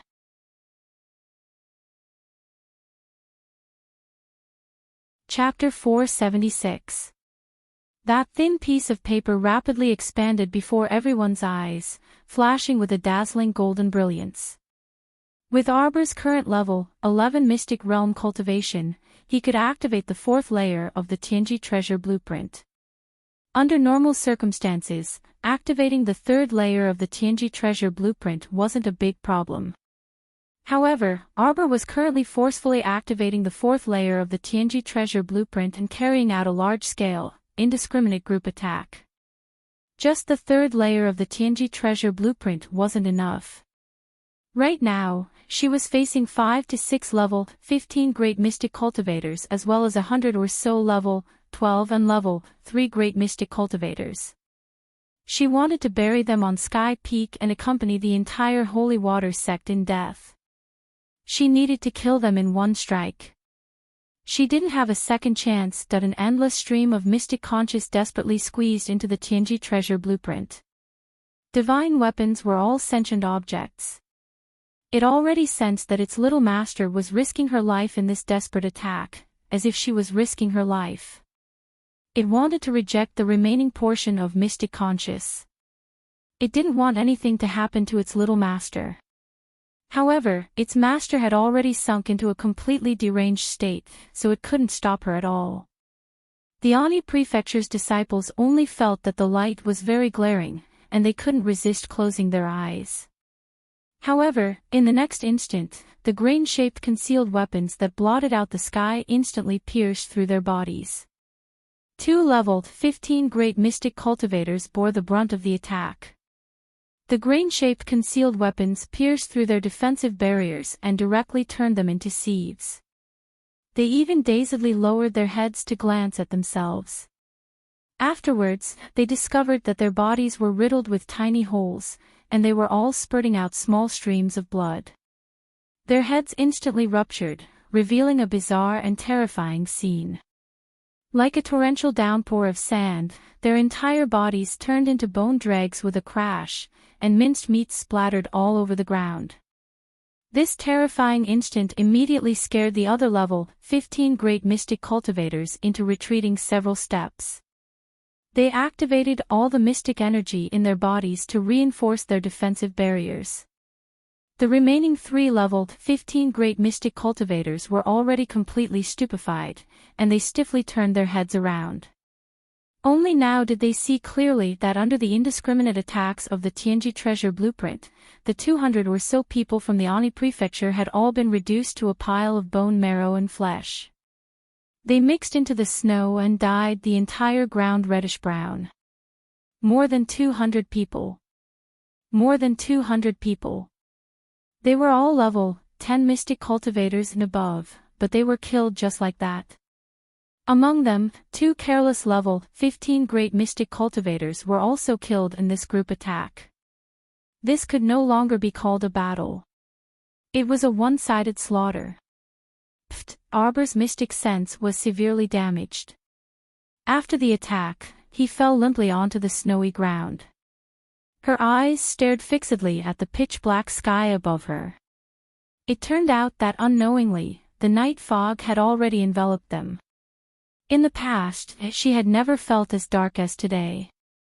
Above the horizon, not even a tiny star could be seen. It was too dark, too dark. The 3 leveled 15 great mystic cultivators stared intently at the Tianji treasure blueprint that had shrunk to the size of a piece of paper hovering in the air. Their eyes shone with a wolf-like ferocity. Cough, cough, cough. Tianji treasure blueprint. Hong Jinchuan clutched the wound on his chest and ascended Sky Peak step by step. His vicious gaze landed on Arbor. Damn lass, you're so young, but each treasure on you surpasses the last. It's a pity that beautiful women are short-lived. These things, cough, cough, cough, will all take your life. Hong Jinchuan sneered.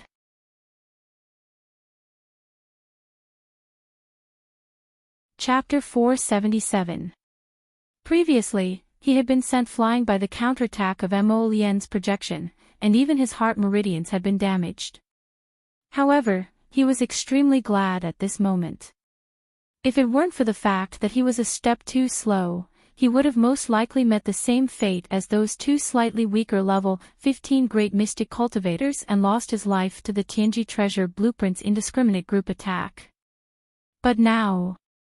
Hong Jinchuan smiled maliciously and glanced disdainfully at Arbor, who had collapsed on the ground and couldn't move at all. Damn girl, I'll give you one last chance. Hong Jinchuan forced out each word from between his teeth. Tell me the whereabouts of the holy water, and I'll spare your lowly life. Hong Jinchuan, you take the holy water. But the Tianji treasure blueprint is mine. Suddenly, one of the 3 great mystic cultivators pounced toward the Tianji treasure blueprint with quick steps and grabbed at the paper. Bullshit. Hong Jinchuan forcefully swung his palm. I'm the chief manager in charge of all matters in the lower star domain. How can you fight with me? That middle-aged man who was fighting over the Tianji treasure blueprint resentfully retracted his hand and glared at Hong Jinchuan with an angry expression. Everyone is equal in front of treasures. How about this? Let's see who among us can contract it first, and it'll belong to that person. Everyone else is not allowed to say anything. Arbor lay in the ice-cold snow. Her plain dress had already been completely dyed the color of blood. On it was the blood of her fellow sect members, her own blood, but even more of it was the blood of her enemies. She only felt that her entire body was exhausted. She narrowed her eyes slightly and glared at that patch of black on the horizon as if there was no one else around. She actually didn't hear a single word that these people were arguing about beside her. Damn girl, don't play dead. Hong Jinchuan flew into a rage out of humiliation and punched out with mystic energy. Just as it was about to land on Arbor's body, something pounced over from the side and pressed down on her body. This punch blasted it into 7 or 8 pieces. Arbor dazedly hugged that round and slippery head. Her small hands groped about on the snow beside her, wanting to pick up the scattered pieces of her arms and legs. Her debeo had completely cracked. That silly and noisy fool who would crawl over to her every few days and tell her, "Little mistress, you're so beautiful today," no longer existed. That weak chicken had been besieged until now. He wondered if it had died. There was no sound from Stay Up Late and the others. They were probably dead, too. Yes, everyone is dead. The talismans on his body had also been used up, and there wasn't much profound energy left. His profound sense was also on the verge of overdrawing. She was already that he had nothing left. She seemed to be the only one left on the snowy peak. It was so quiet that it made one's chest feel stuffy, and the rims of one's eyes were sore. Not a single tear could be shed. Perhaps very soon, she would also die. However, was she willing to die like this? She couldn't accept it. He couldn't accept it. He couldn't accept it. Her entire conscience felt as if it had been torn apart. She could only feel this terrible pain. It was so painful that she wanted to roll back and forth on the ground in order to get rid of this mental pain. She hated these repulsive and greedy villains. She hated herself even more, hated her own incompetence. Chirp! The little white squirrel kept rubbing against her neck. Its pair of black beady eyes were filled with pitiful tear stains. Pain that her conscience felt as if someone was using a large machete to continuously slash at it. It was so painful that her entire body was trembling. Suddenly.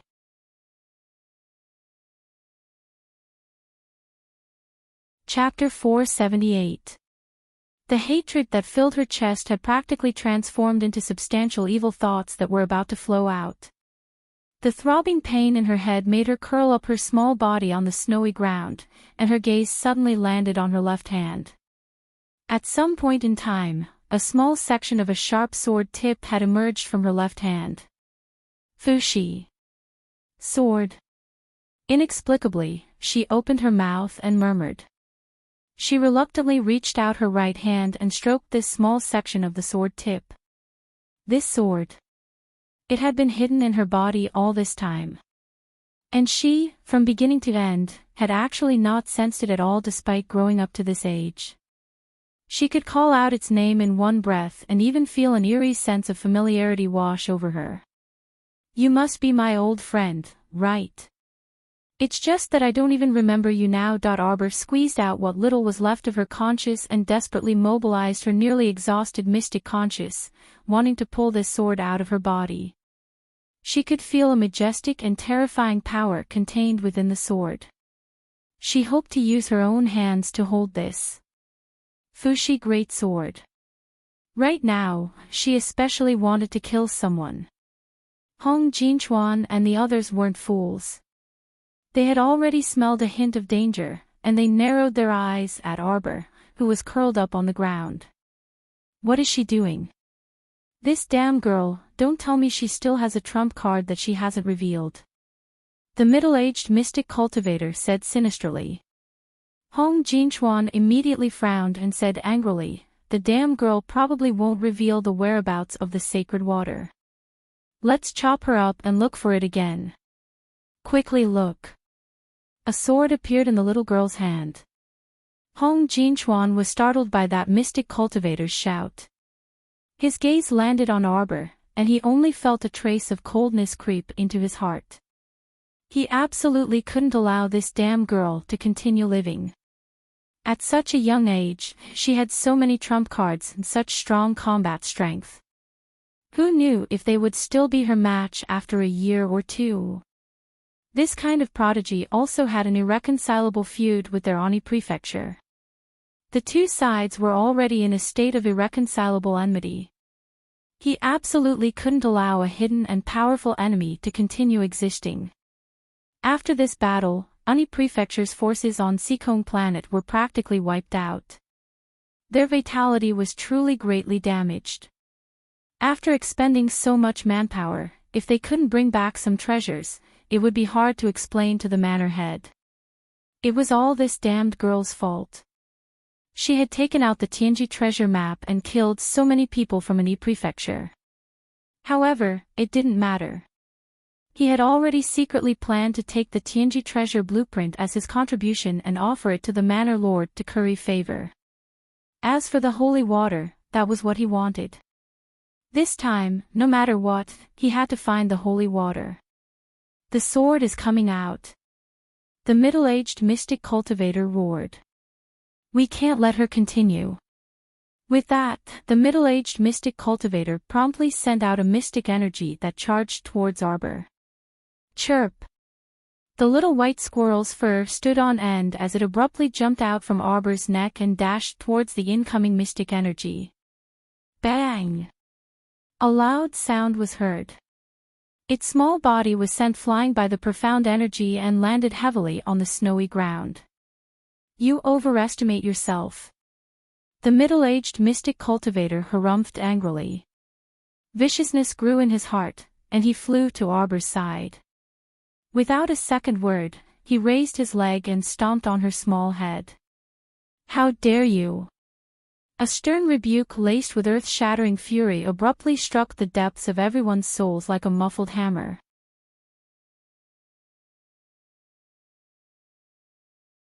Chapter 479. Pfft! The middle-aged mystic cultivator spat out a mouthful of blood. While he was greatly alarmed, his complexion also turned ghastly pale. There was actually a projection in front of him. The figure's face was indistinct, but he knew it was a young woman's voice. It could be seen how powerful that soul projection was to be able to transmit her power through her voice and injure their conscience. Even in the middle 6 prefectures, they had never seen such a terrifying person. Who was it? Did the Holy Water sect have such a powerful backing? Who dares to harm my disciple?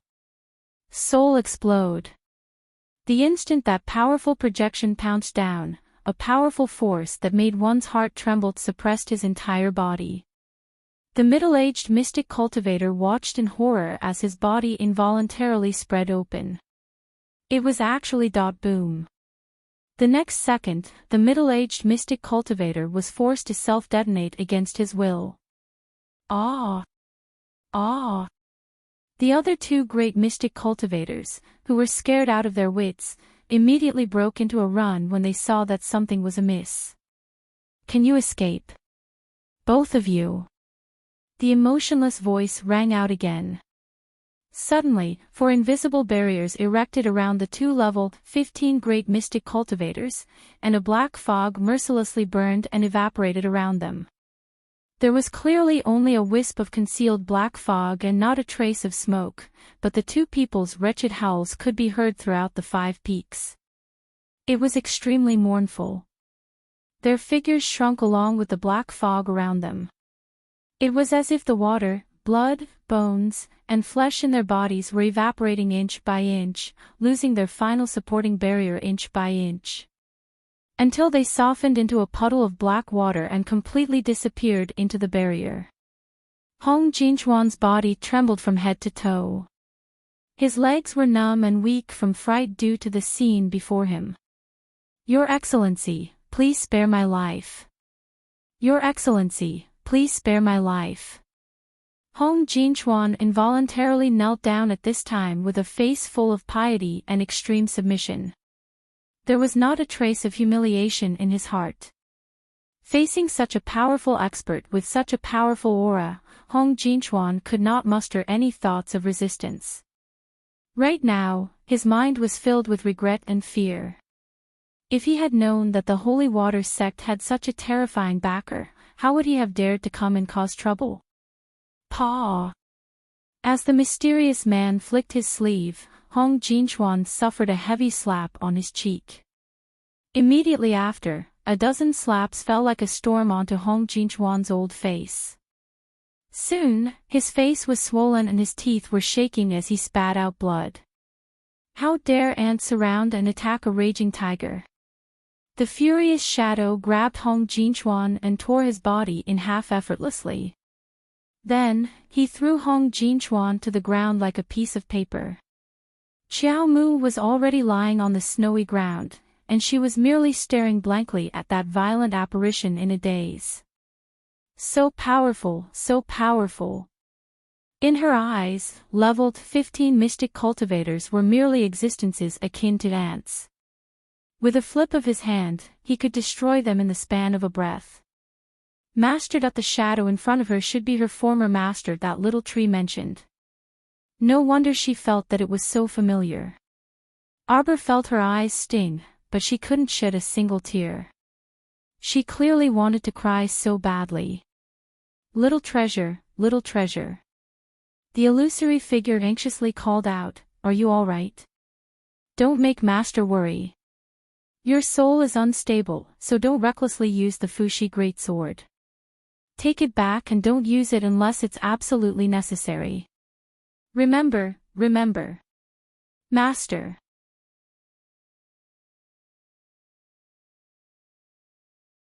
Chapter 480. Little treasure, Master's good child. You've already grown so big and beautiful. Master only wishes for you to be well. Right now, your mind and body can't control the Fushi Greatsword, so remember, don't summon it. Good child, Master and your Aunt Master both miss you very much. After that apparition abruptly dissipated, the lingering voice still lingered in her ears. The little stoic blankly laid there without moving. Her nose was sour, and a single sentence reverberated in her mind, Master and Aunt Master. Don't abandon little treasure. Don't abandon little treasure. Little treasure will be obedient. Master. The sapling's voice abruptly rang out, containing a trace of anxiety and fear. What happened? Why did you make yourself so miserable and desolate when I only went into closed-door cultivation for a little over a month? Chio, sect master is dead. Murong Sun is also dead. Eldest senior sister, second senior sister, and the others are all dead. Even Big Treasure is dead. I don't have anything left. The little stoic pitifully said as she hugged Big Treasure's round head. How could you not have anything? No matter what the future holds, at least you still have me, Chio. No matter where Master goes, Chio will accompany Master. Chio loudly exclaimed with heartache. Master, don't be afraid and don't worry. Return to Paradise Planet first. Chio, bring your senior sisters back too, okay? Okay. Arbor's voice was hoarse as she nodded lightly. Even if it was just a few broken limbs, she still wanted to properly bury them. She would bury them on Paradise Planet's peach orchard slope. That place faced a peach forest and was surrounded by a large emerald lake. Her senior sisters would definitely like that place very much, right? Master, your conscience is about to dry up. You have to rest well and recover well. After the sapling carried Arbor back to Paradise Planet, he squatted next to her. The two beady eyes on the tree trunk were filled with worry as they looked at her. I want to lie down for a while. I don't want to think about anything or say anything. Master. Where's the holy water? Arbor suddenly thought of something, and her mind jolted. After the divine water fused with you, it will also receive a portion of my power. It should have absorbed most of it by now. I'll go and drag it over. The little tree thought for a moment and secretly sent a message to Lady Holy Water. I see that Master is in a bad mood now. You have to be careful. Ever since Arbor had fused with the essence of the holy water, the two of them had formed an indirect connection. Goody. The water ball obediently shrank itself into a small ice bead and bounced onto its master's hand.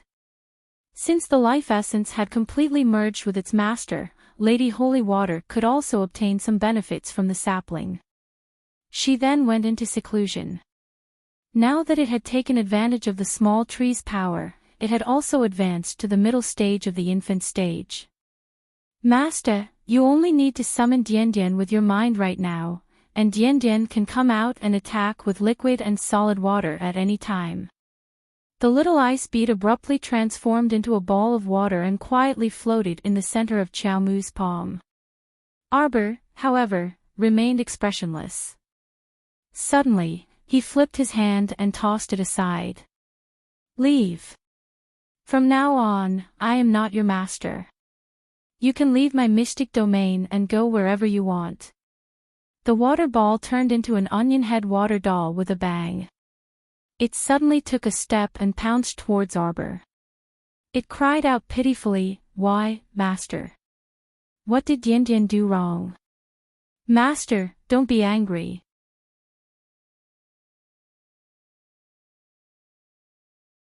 Chapter 481. Qiao Mu also knew that there was no reason for her to vent her anger. What did this have to do with Lady Holy Water? It had always obediently stayed in the Holy Water sect and didn't go out to cause trouble. It also never revealed its true form in front of others. In the end, human nature was still scary. But she, at least right now, she couldn't see this drop of water at all. She really didn't want to see it. The sapling waved its two branches and dragged Lady Holy Water over. Without any explanation, it slapped Lady Holy Water's head. What are you yelling for? Can't you see that master is in a bad mood? After saying that, it kicked the water baby's butt and gave it a look. Lady Holy Water sobbed and ran pitifully a few steps away. Sparkling water droplets gurgled out and converged into a trickle that flowed into the stream and into the Emerald Lake. Master, woo-woo. The water baby moved its short legs and pitifully turned its small head to look in the direction Arbor was lying on. Master, master. The sapling jumped in fright.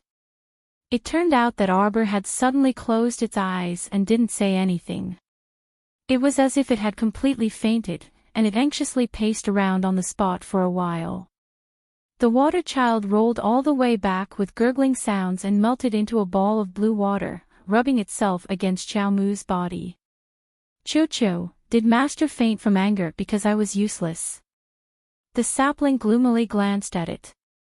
It originally wanted to beat it up to vent the stuffiness in its chest, but after thinking it over, beating it up was completely unreasonable, so it dropped the matter. The sapling picked up Arbor with its branches and casually used them to weave a more comfortable hammock for her before placing her inside. The pair of black bean-like eyes on the branch stared fixedly at its master for a while before letting out a long sigh. Dottie, don't blame master. I don't blame her. She's just too sad. Let her rest for a while. I know she can recover. She definitely will. The sapling patted the water blob. The water blob emitted a faint blue light and bounced on the ground with gurgling sounds. Master, what's wrong? She's fainted from overexertion of her conscience. The sapling softly exclaimed, then patted the branch and said, but this might be a good thing. Let's go. Let's not disturb master's rest. Go help me clean up the remaining fellows on the snow-capped peak. Little Tree's body emitted a vicious aura. Kill them. A strange scene appeared above the Holy Water sect's 5 peaks. Branches suddenly drilled out of the snow without warning. Accompanied by a wisp of agile water flow, the branches were growing at a terrifying speed. Qing Yuan had lost count of how many mystical beasts she'd fought. Now, she was lying at Stay-Up-Late's feet, on the verge of death, waiting for the remnants of an E-prefecture to wipe her out. A sharp branch suddenly pierced through the chests of several enemies. The other 2 or 3 Ani prefecture disciples were also pierced in and out of their bodies by a strange stream of water under their watchful gazes. In an instant, blood flowed out of their 7 orifices and they fell to the ground with a loud bang. The branch dragged over the unconscious white squirrel, Chirpy, and tossed it into Paradise Planet before sliding towards Qing Yuan again. This was because most of the Ani Prefecture's forces had been lured to Sky Peak by Arbor. The remaining small group only had 40 to 50 people.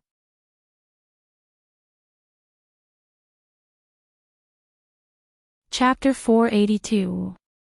However, it was truly an extremely tragic battle for Aoye's group of several dozen against more than 50 great mystic cultivators level 12 and above and 100 mystic beasts. Out of the dozens of people in the night pavilion's 3 teams, only 3 remained, including him. Stay Up Late did not know how he managed to descend the snowy peak. When he was shaken, he opened his eyes and saw a few familiar faces. He recognized them. They were from the 3 sects. "Little brother, how are you? Why are you here?" Daybreak Sect Master Liang Wanshan asked him anxiously, "Do you know what happened on the snowy peak?" The series of questions threw Aoye's mind into a daze. "Who are you?" Duan Yu abruptly pulled him up, a hint of viciousness in his peach blossom eyes. "You." Clang. A waste token fell to the ground, and everyone picked it up.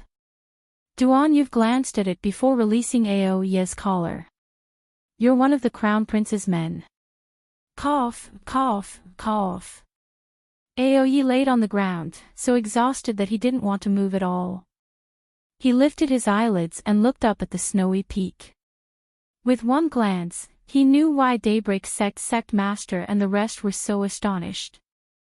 The 5 peaks had been completely wrapped up by vines and thorns. The originally snow-white peaks had disappeared, and what stood tall were intersecting branches and dense leaves. It was as if the entire snowy peak had turned into a forest of ancient vines overnight. How can this be? Aoye struggled to get up, but Duan Yu ignored him and flew up the snowy peak. Situ Yi hastily followed behind him. Many people from the 2 sects also followed suit. Unfortunately, when they reached halfway up the mountain, their path was completely blocked by vines as thick as a wrist. They chopped at these branches, trying to clear a path. Everyone was puzzled, but they didn't slow down. On the other side, Mo Lian, who was rushing to the Holy Water sect as fast as she could, was panicking. His remnant divine conscience had been able to sense the little fellow's existence the entire time. But just now, he couldn't sense anything. It was as if the little fellow had suddenly disappeared from the world. Her aura had completely vanished from the world. 7th Yen knew that his master was anxious, so he swung his dragon tail and dashed towards the Holy Water sect at a speed comparable to light.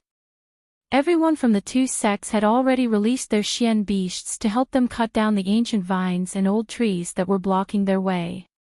They wanted to open up a path to the sect master's peak as soon as possible. Suddenly, he heard a dragon's roar. When he looked up, he saw the Crown Prince standing on the back of the golden dragon, facing the wind. He was circling around the area full of ancient vines, as if he couldn't find a place to land. Duan Yu forcefully waved his hand at him and transmitted a syllable, "Fire." A burning red flame shot out from the Crown Prince's hand and landed on the vines in front of Duan Yu and the others, burning their way through. The speed at which the group opened up the passage increased. Under the burning flames and the ferocious push of the profound beasts, they finally forcibly opened up a path through the encirclement of ancient vines. It was just that when everyone rushed to the sect master's peak, they could not help being stunned. The peak was surrounded by branches, but it was completely empty. They didn't even see a corpse. More than half of the snowy peak had already been flattened, and only a few remaining buildings could be seen. When they looked over, they saw the desolate sight of broken branches strewn across the ground.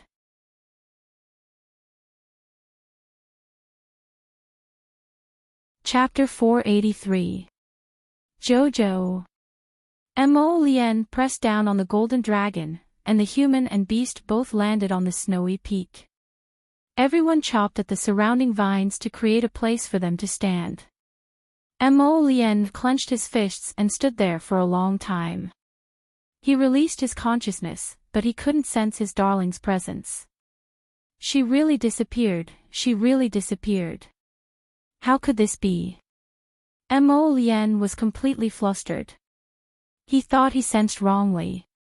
However, reality proved that even though his consciousness had spread out so far and searched from top to bottom, front to back, he still couldn't sense her existence. Master, she's not here.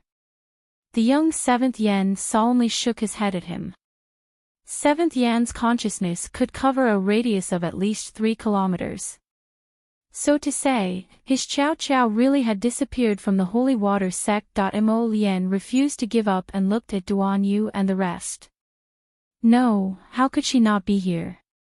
Duan Yu anxiously said and abruptly turned to look at Ao Yi. Where's Jojo? Ao Yi was even more at a loss. I only saw Miss heading towards that snowy peak in the middle.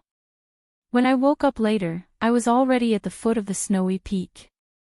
Cough cough. I encountered people from your 2 sections. Everyone's gazes simultaneously turned to Sky Peak, which was the most central of the 5 peaks. Mo Lien flew over without another word, burning all the branches and vines that blocked her way along the way. Everyone had decent cultivations, so they followed closely behind her and headed towards Sky Peak. Jojo. Mo Lien pulled out her sword and slashed apart several intersecting vines in front of her. After rushing up Sky Peak, she stopped in her tracks. Traces of a fierce battle could be seen on Sky Peak. Many reddish-brown pieces of flesh were left on the snowy ground, mixing with the snow. Jojo! Jojo! Their shouts didn't receive any response. Duan Yu sprinted forward and threw himself beside a shallow human-shaped pit. Come over quickly. His hand groped wildly in the snow.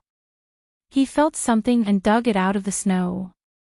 Mo Lien snatched the small piece of metal from his hand and held it tightly in her hand. Her eyes were almost about to burst into flames. It was a fragment from the little golem. Her Jojo must have been here for a while. But where was she now? She was gone.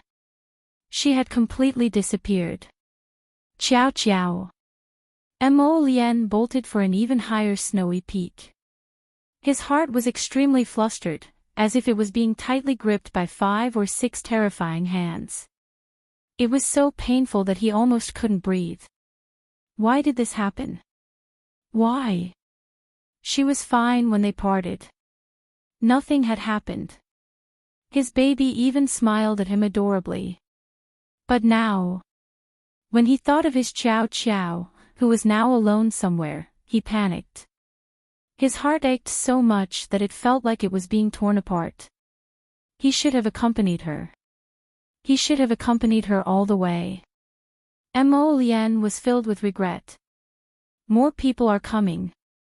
Situi looked coldly at the winding 100-person team at the foot of the snowy peak. It's people from Luotian Prefecture. Daybreak Sect Master Liang Wanshan recognized them at a glance. Heh, they want to take advantage of the situation. Then stay here forever. Duan Yu's eyes flashed with anger as he sneered. He suddenly reached out to summon his contracted beast. This was the first time everyone saw him summon a mystic beast. Its snow-white body was as large as a small mountain. 7. Seven-tailed heavenly fox. Daybreak Sect Master stuttered. He knew that this disciple of his was quite talented.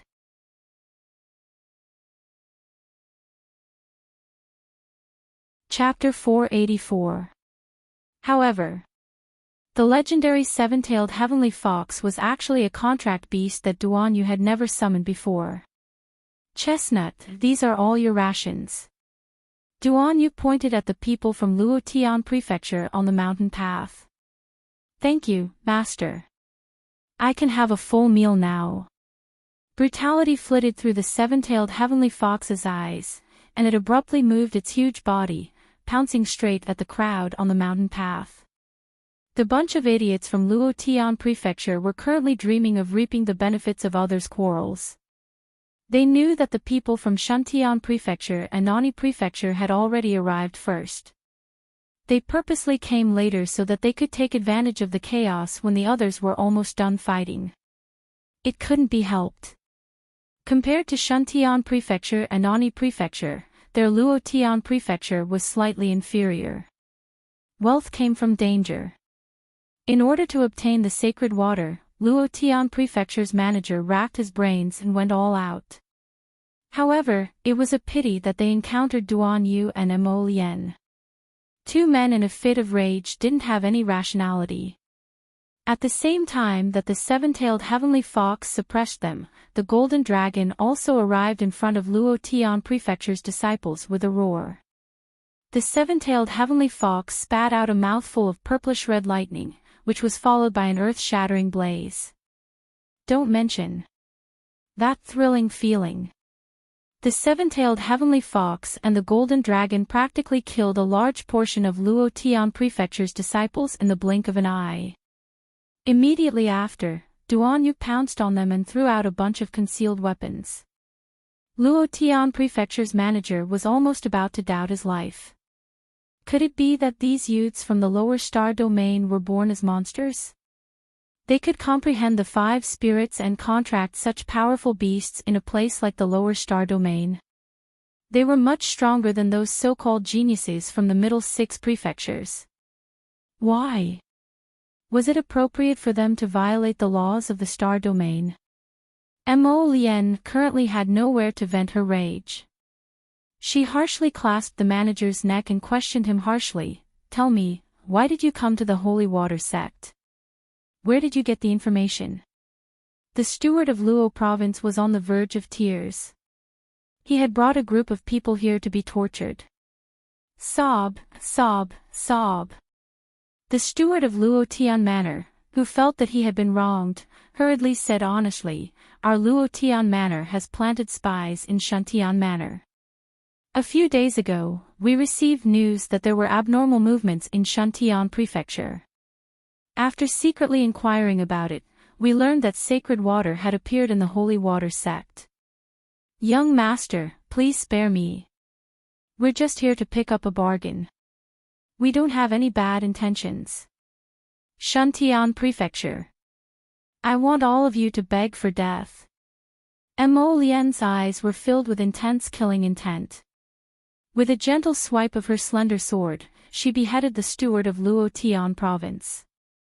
Over the past few days, the citizens of Five Moon City had been living in a state of constant fear. At the Holy Water sect's snowy peak, a terrifying commotion would occur every few days, and the thunderous rumble of a blizzard could be heard time and time again. How would the commoners dare to investigate? However, the Five Moon City's city lord, Wu Mantian, had sent people to investigate many times, but the outcome was the same every time. There was no one left in the Holy Water sect. Such a large sect had been overturned in an instant. Wu Mantian and his wife sighed inwardly and sent people to clean up the remaining corpses of the Xianghe village's villagers and hastily bury them. Day after day, month after month, Five Moon City appeared to have calmed down, and the Holy Water sect's incident had also been forgotten by the commoners. But in reality, in places where the commoners couldn't see, there had already been waves of bloody retribution.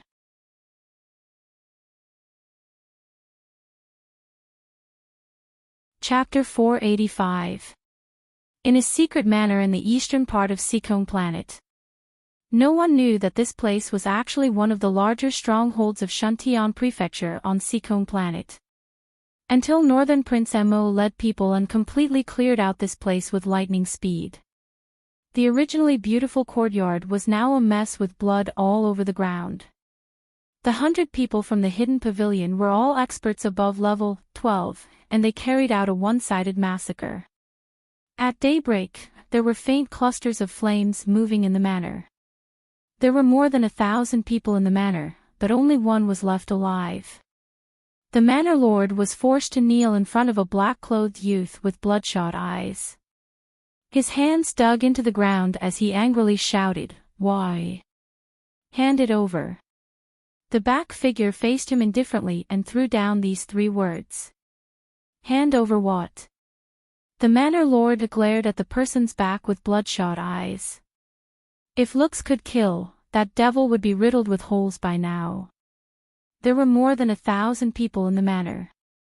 His family had more than 20 people, and they all died in the hands of these people. Ah! What did they want him to hand over? My people. The youth abruptly turned his head and stared at him emotionlessly with a pair of icy phoenix eyes. Hand it over. The manor lord wanted to howl at the sky and cry out his grievances. He really didn't know who this youth wanted him to hand over. In these 2 years, the 2 large countries in the north joined forces with southern Bailey to clear out Shantian Prefecture's forces everywhere. He already knew earlier that this fire would burn him sooner or later. He already led his subordinates to such a remote manor in the eastern part of the manor, so why couldn't he let them off? Thinking of his misery, tears involuntarily flowed down his old face. Now that he thought about it, his friend was right. No matter how strong the middle 6 prefectures were, it wasn't his territory after all. It was better to be careful in everything. As the saying goes, a strong dragon can't suppress a local snake. This lower star domain might not be as weak as you and I thought.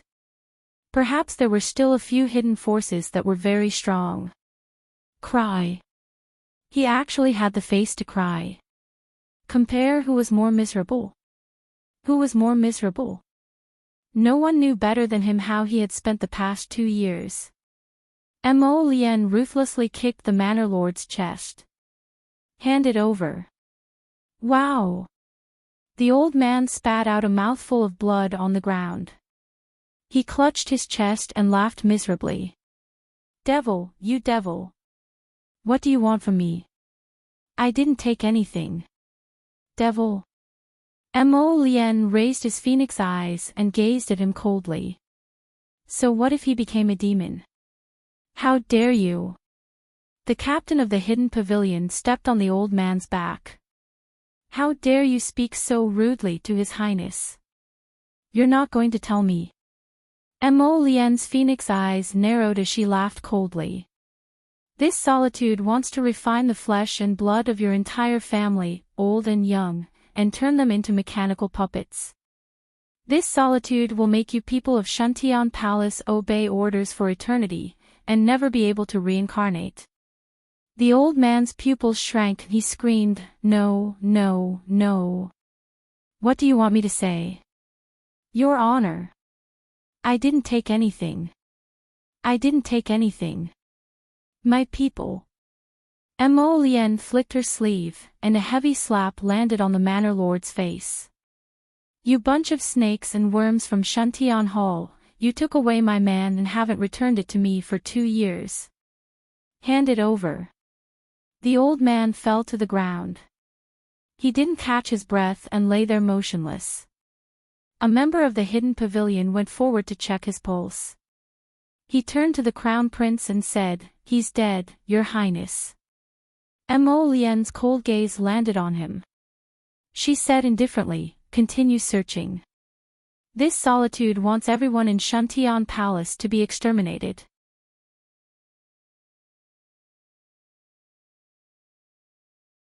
Chapter 486. The evening wind blew gently through the forest. Peach blossom petals fluttered like snowflakes and landed on the red clothes with rustling sounds.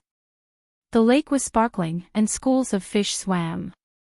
The water and wind were cool and meandered.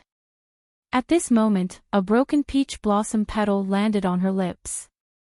Her lips were rosy and moist, vermilion without being touched. Her crescent brows moved slightly, and she lifted her eyelids. A pair of pitch-black eyes opened slightly. Master, you've been lying here for 2 days and 2 nights.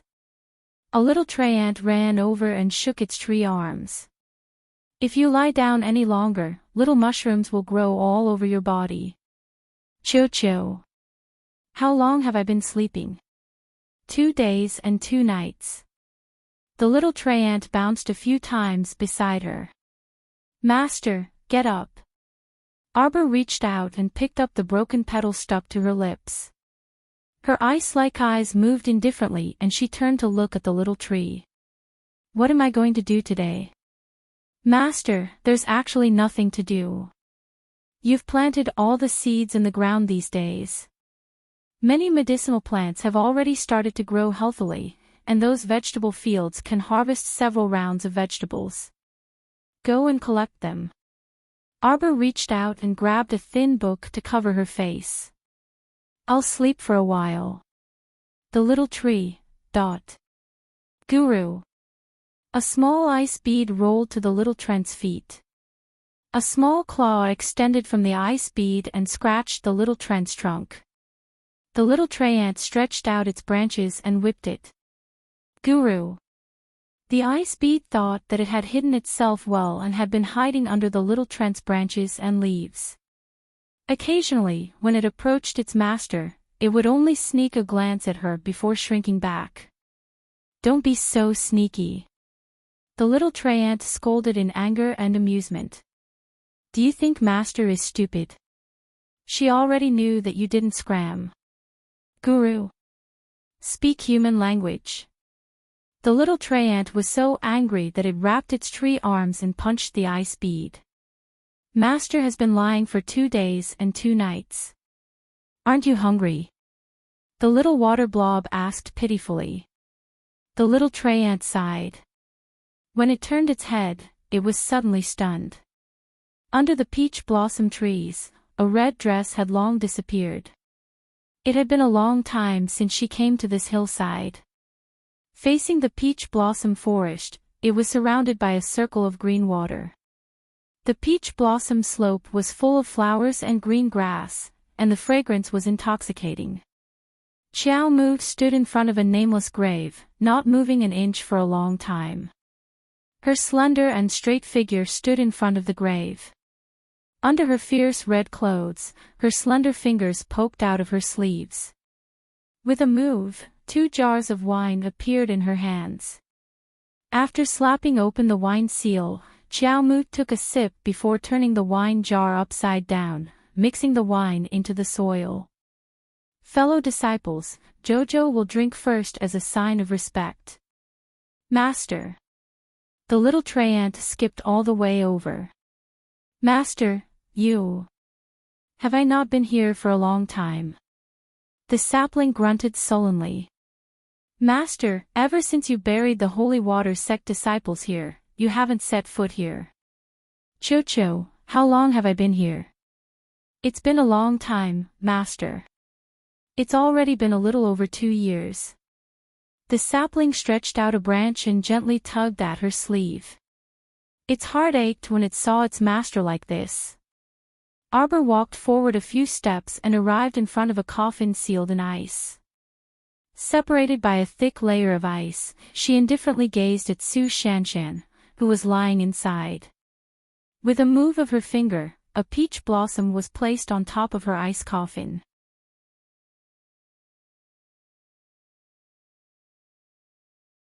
Chapter 487. Master, you should go out now. The sapling said weakly. Looking at its little master who was gently caressing the ice coffin, its tree-like face almost scrunched together. The sun rises and sets, day after day.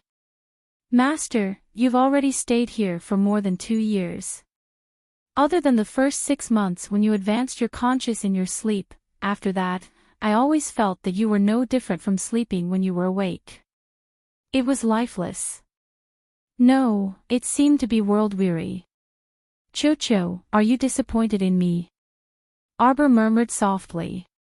The sapling shook its sharp tree head like a rattledrum. No. Chocho will always love Master so much. Don't hang out with that blob of water in the future. Its tone was becoming more and more similar. Arbor stood up and walked towards the treehouse she lived in. She skillfully climbed up her treehouse and carried the little white squirrel out. As usual, she fed it a few mouthfuls of medicinal liquid and stroked its round belly. In these 2 years, the little squirrel hadn't woken up again.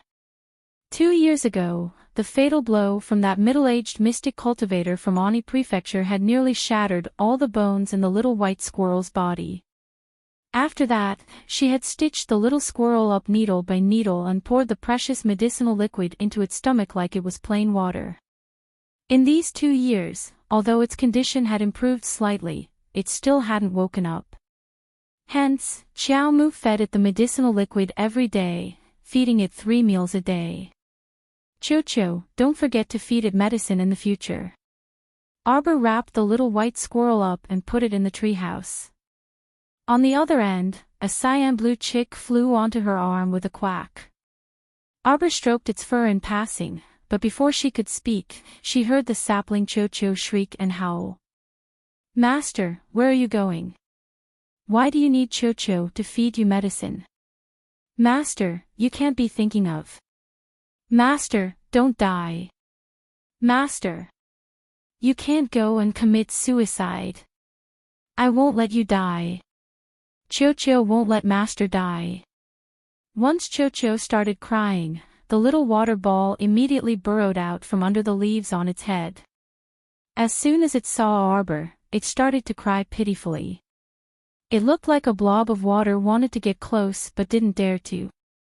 It cried pitifully, "Master, Master, don't die.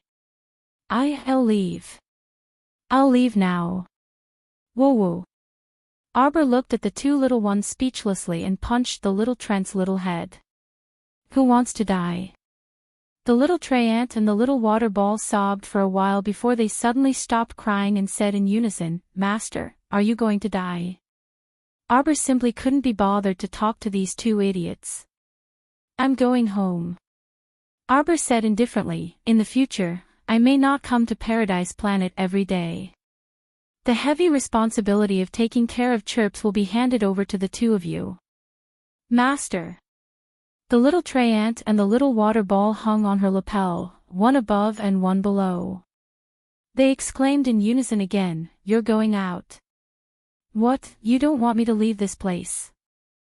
Arbor asked dryly as he leaned against a tree branch. "This place is indeed quite good. It's carefree, aloof from worldly affairs, and has no worries." "Master." "Of course I'm going out." Arbor slowly took out an iron tablet from his chest and looked at it coldly. "I still have to go settle accounts with them, don't I? Even if I'm the only one left in the Holy Water Sect. It's still the Holy Water Sect. As long as I don't die, the Holy Water Sect will rise again one day."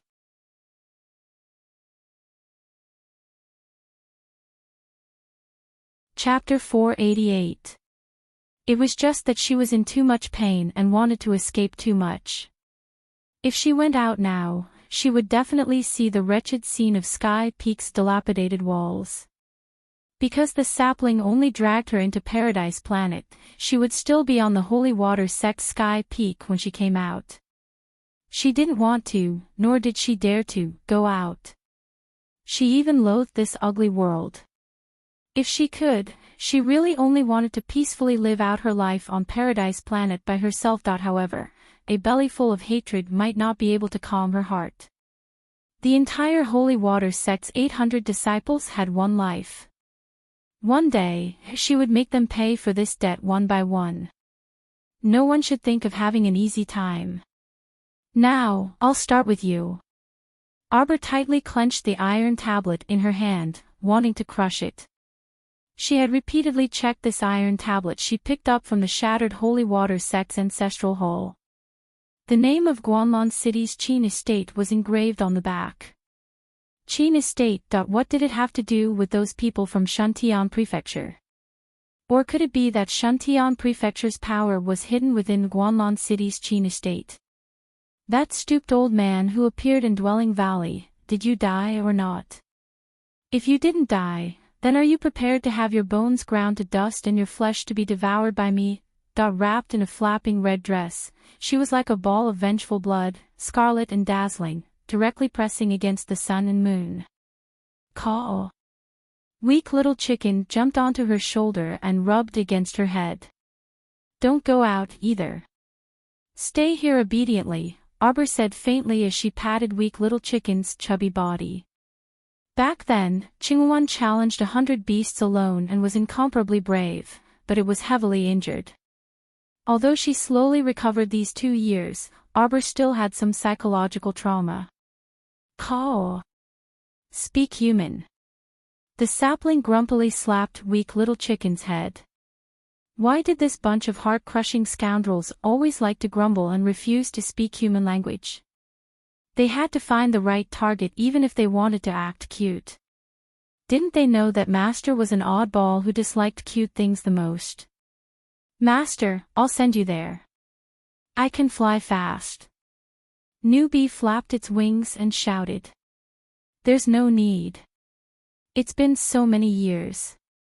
A few days won't make a difference, Arbor said calmly. I'll go to 5 Moons City and buy a horse. The water ball shrank and hid behind the little tray ant, not daring to say anything. On top of the mist, 2 round eyes looked at its master cutely. Arbor suddenly beckoned to it. The little water blob immediately flew over excitedly and threw itself into her arms. I'm sorry. She had long known that her anger was completely unreasonable. It was just that during that period of time, she really didn't want to see that blob of water. Could the holy water really make the people of the 6 constabularies so obsessed? Little Master is finally not chasing me away. Wow! The little water blob felt wronged and happy at the same time. Just as it was about to burst into tears, it saw its little master quickly take out a big bottle. The little tray ant was speechless. All of a sudden, the water blob held back her tears. Yes, for some reason, when she saw that big bottle, the water blob didn't want to cry anymore. Arbor looked at her regretfully and put away the bottle in her hand. She turned to the little tray ant and said, "Send me out." The little tray ant immediately nodded with tears in its eyes. It had waited for so long for its master to finally let go and walk out. Just let go. The word "let go" was easier said than done. Once the seed of hatred was buried in the heart, it would grow stronger day by day.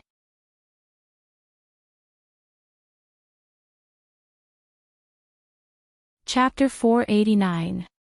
When Arbor appeared on Sky Peak again, she couldn't help but be startled by the scenery before her. Ancient tree vines intertwined together covered the entire Sky Peak.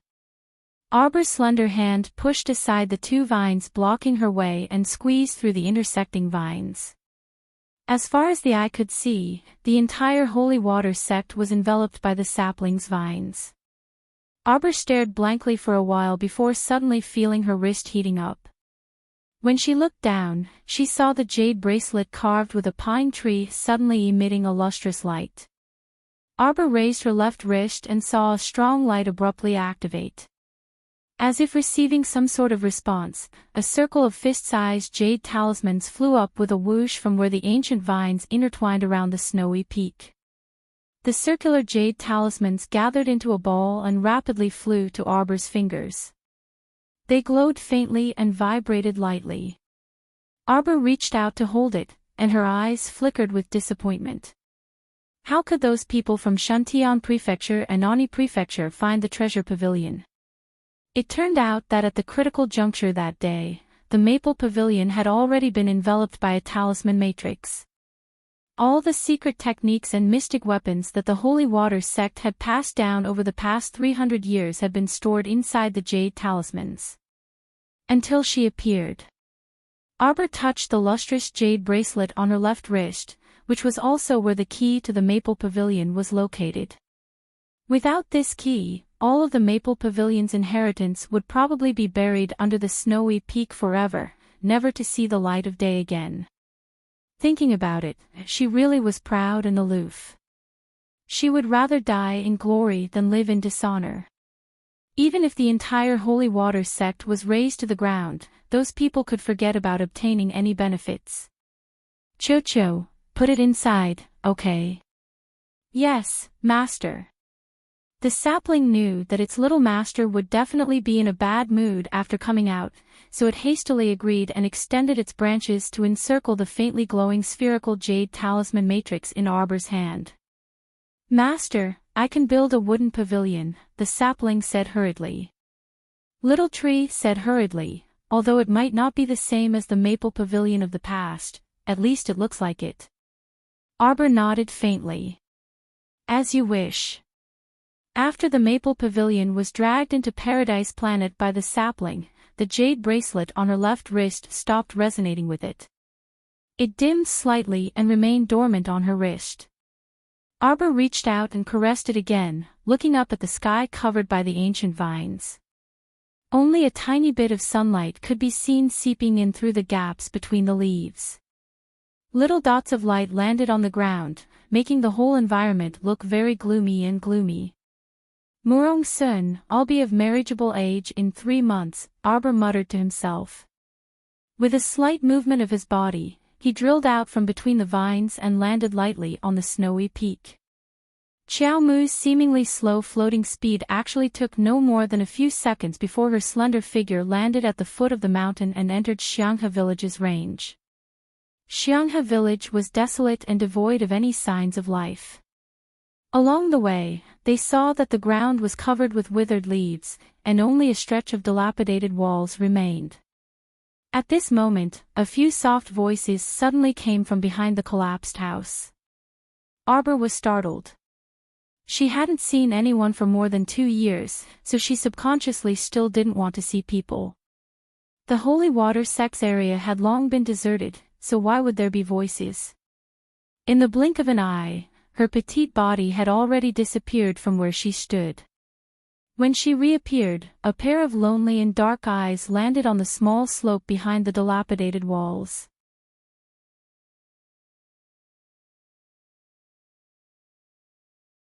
Chapter 490. There were 4 people sitting there, a typical adventurer team. The 4 of them were currently roasting some simple food around a fire.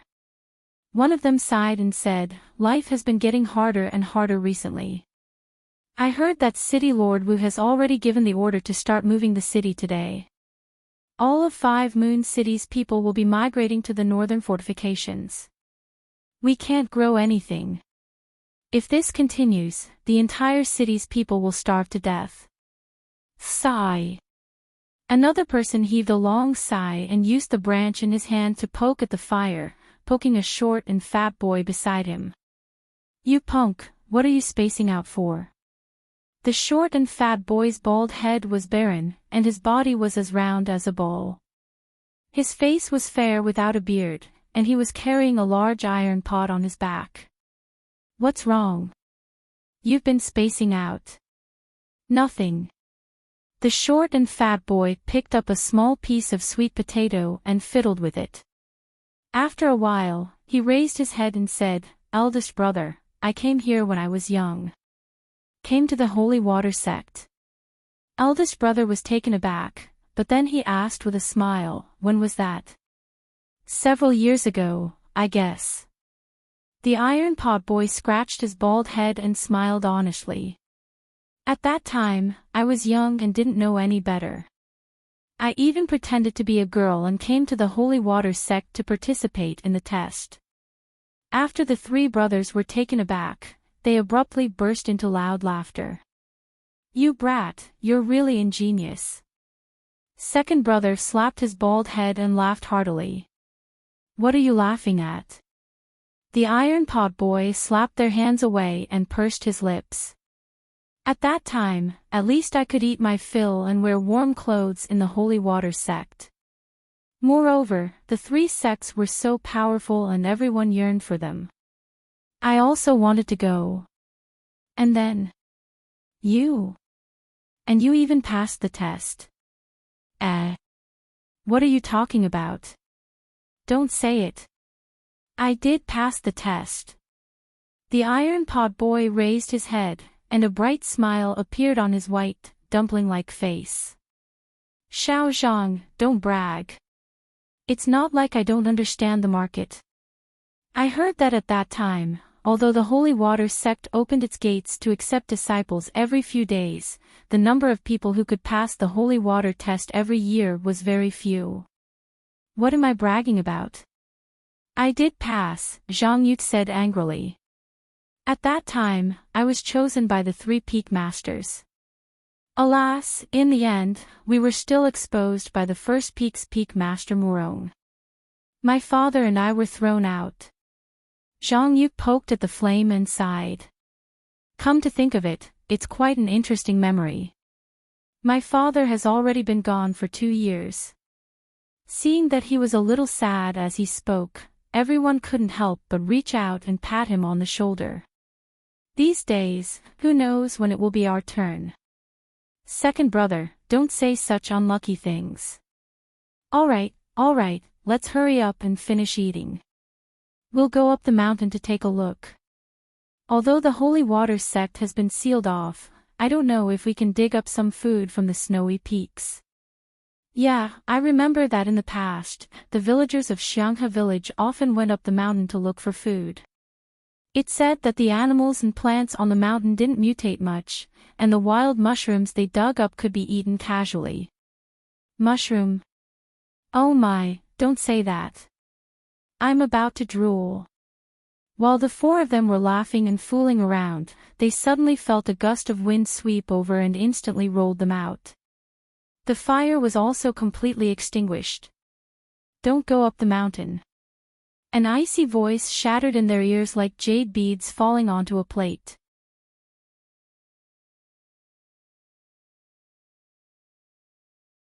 Chapter 491. I'll let you go on account of your relationship with the Holy Water sect. Leave quickly and don't come back. After the icy voice rang out again, another gust of wind swept over and directly pushed the 4 of them out of Xianghe village's entrance along with their bags. The 4 of them broke out in a cold sweat. They crawled up and hastily retreated from Xianghe village's vicinity without saying anything. They didn't stop until they were very far away. They looked at each other in panic. We really had a narrow escape just now, one of them said while wiping his cold sweat. Another person nodded and looked at Zhang Yu with a complicated expression. Little Zhang, if it weren't for your story that touched that expert's heart, we wouldn't have been able to escape. We probably wouldn't have been able to return today. That terrifying aura just now made them feel lingering fear even now. From that voice, the girl didn't seem to be very old, but her cultivation was simply astonishing. Sure enough, a large sect was a large sect. No matter how many people had destroyed it, the remaining power was not to be underestimated. Go. Eldest brother, we should leave quickly. They were kicked out after hearing a voice and didn't even see who came. How would they dare to linger any longer? They hastily packed up their things and left in a hurry. Zhang Yu looked back at the Holy Water sect's mountain gate entangled in vines and sighed deeply.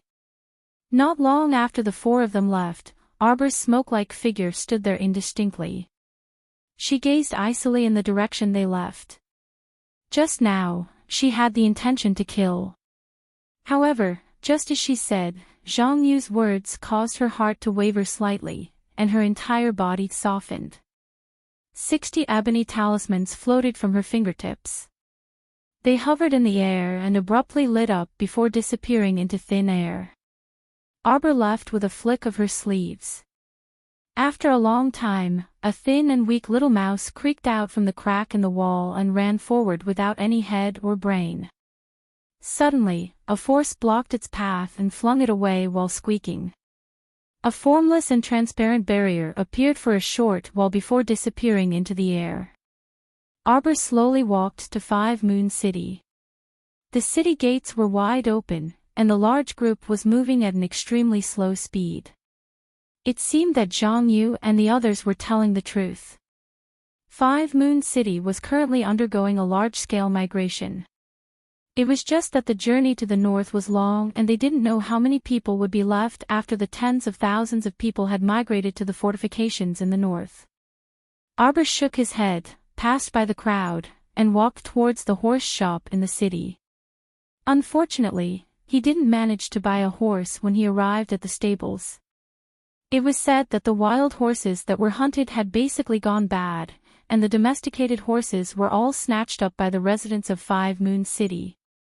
"Little girl, are you going north too?" The boss was wearing a tattered jacket. He rubbed his hands and said, "They all said that it's colder in the north this year. It's already snowed several times. I reckon most of them will freeze to death on the road." Sigh. Arbor turned and left without saying a word. The boss looked at her back and muttered softly, "She's just a little girl, yet she's so cold. Make way, make way, make way. Get out of my way. What are you doing? You're all blocking the way. Get out of the way." Berating voices rang out repeatedly. A few whips fell, causing the crowd to scream. "What are you doing?" An angry roar rang out. "The city lord is here, Lord City Lord." The citizens shouted along the street.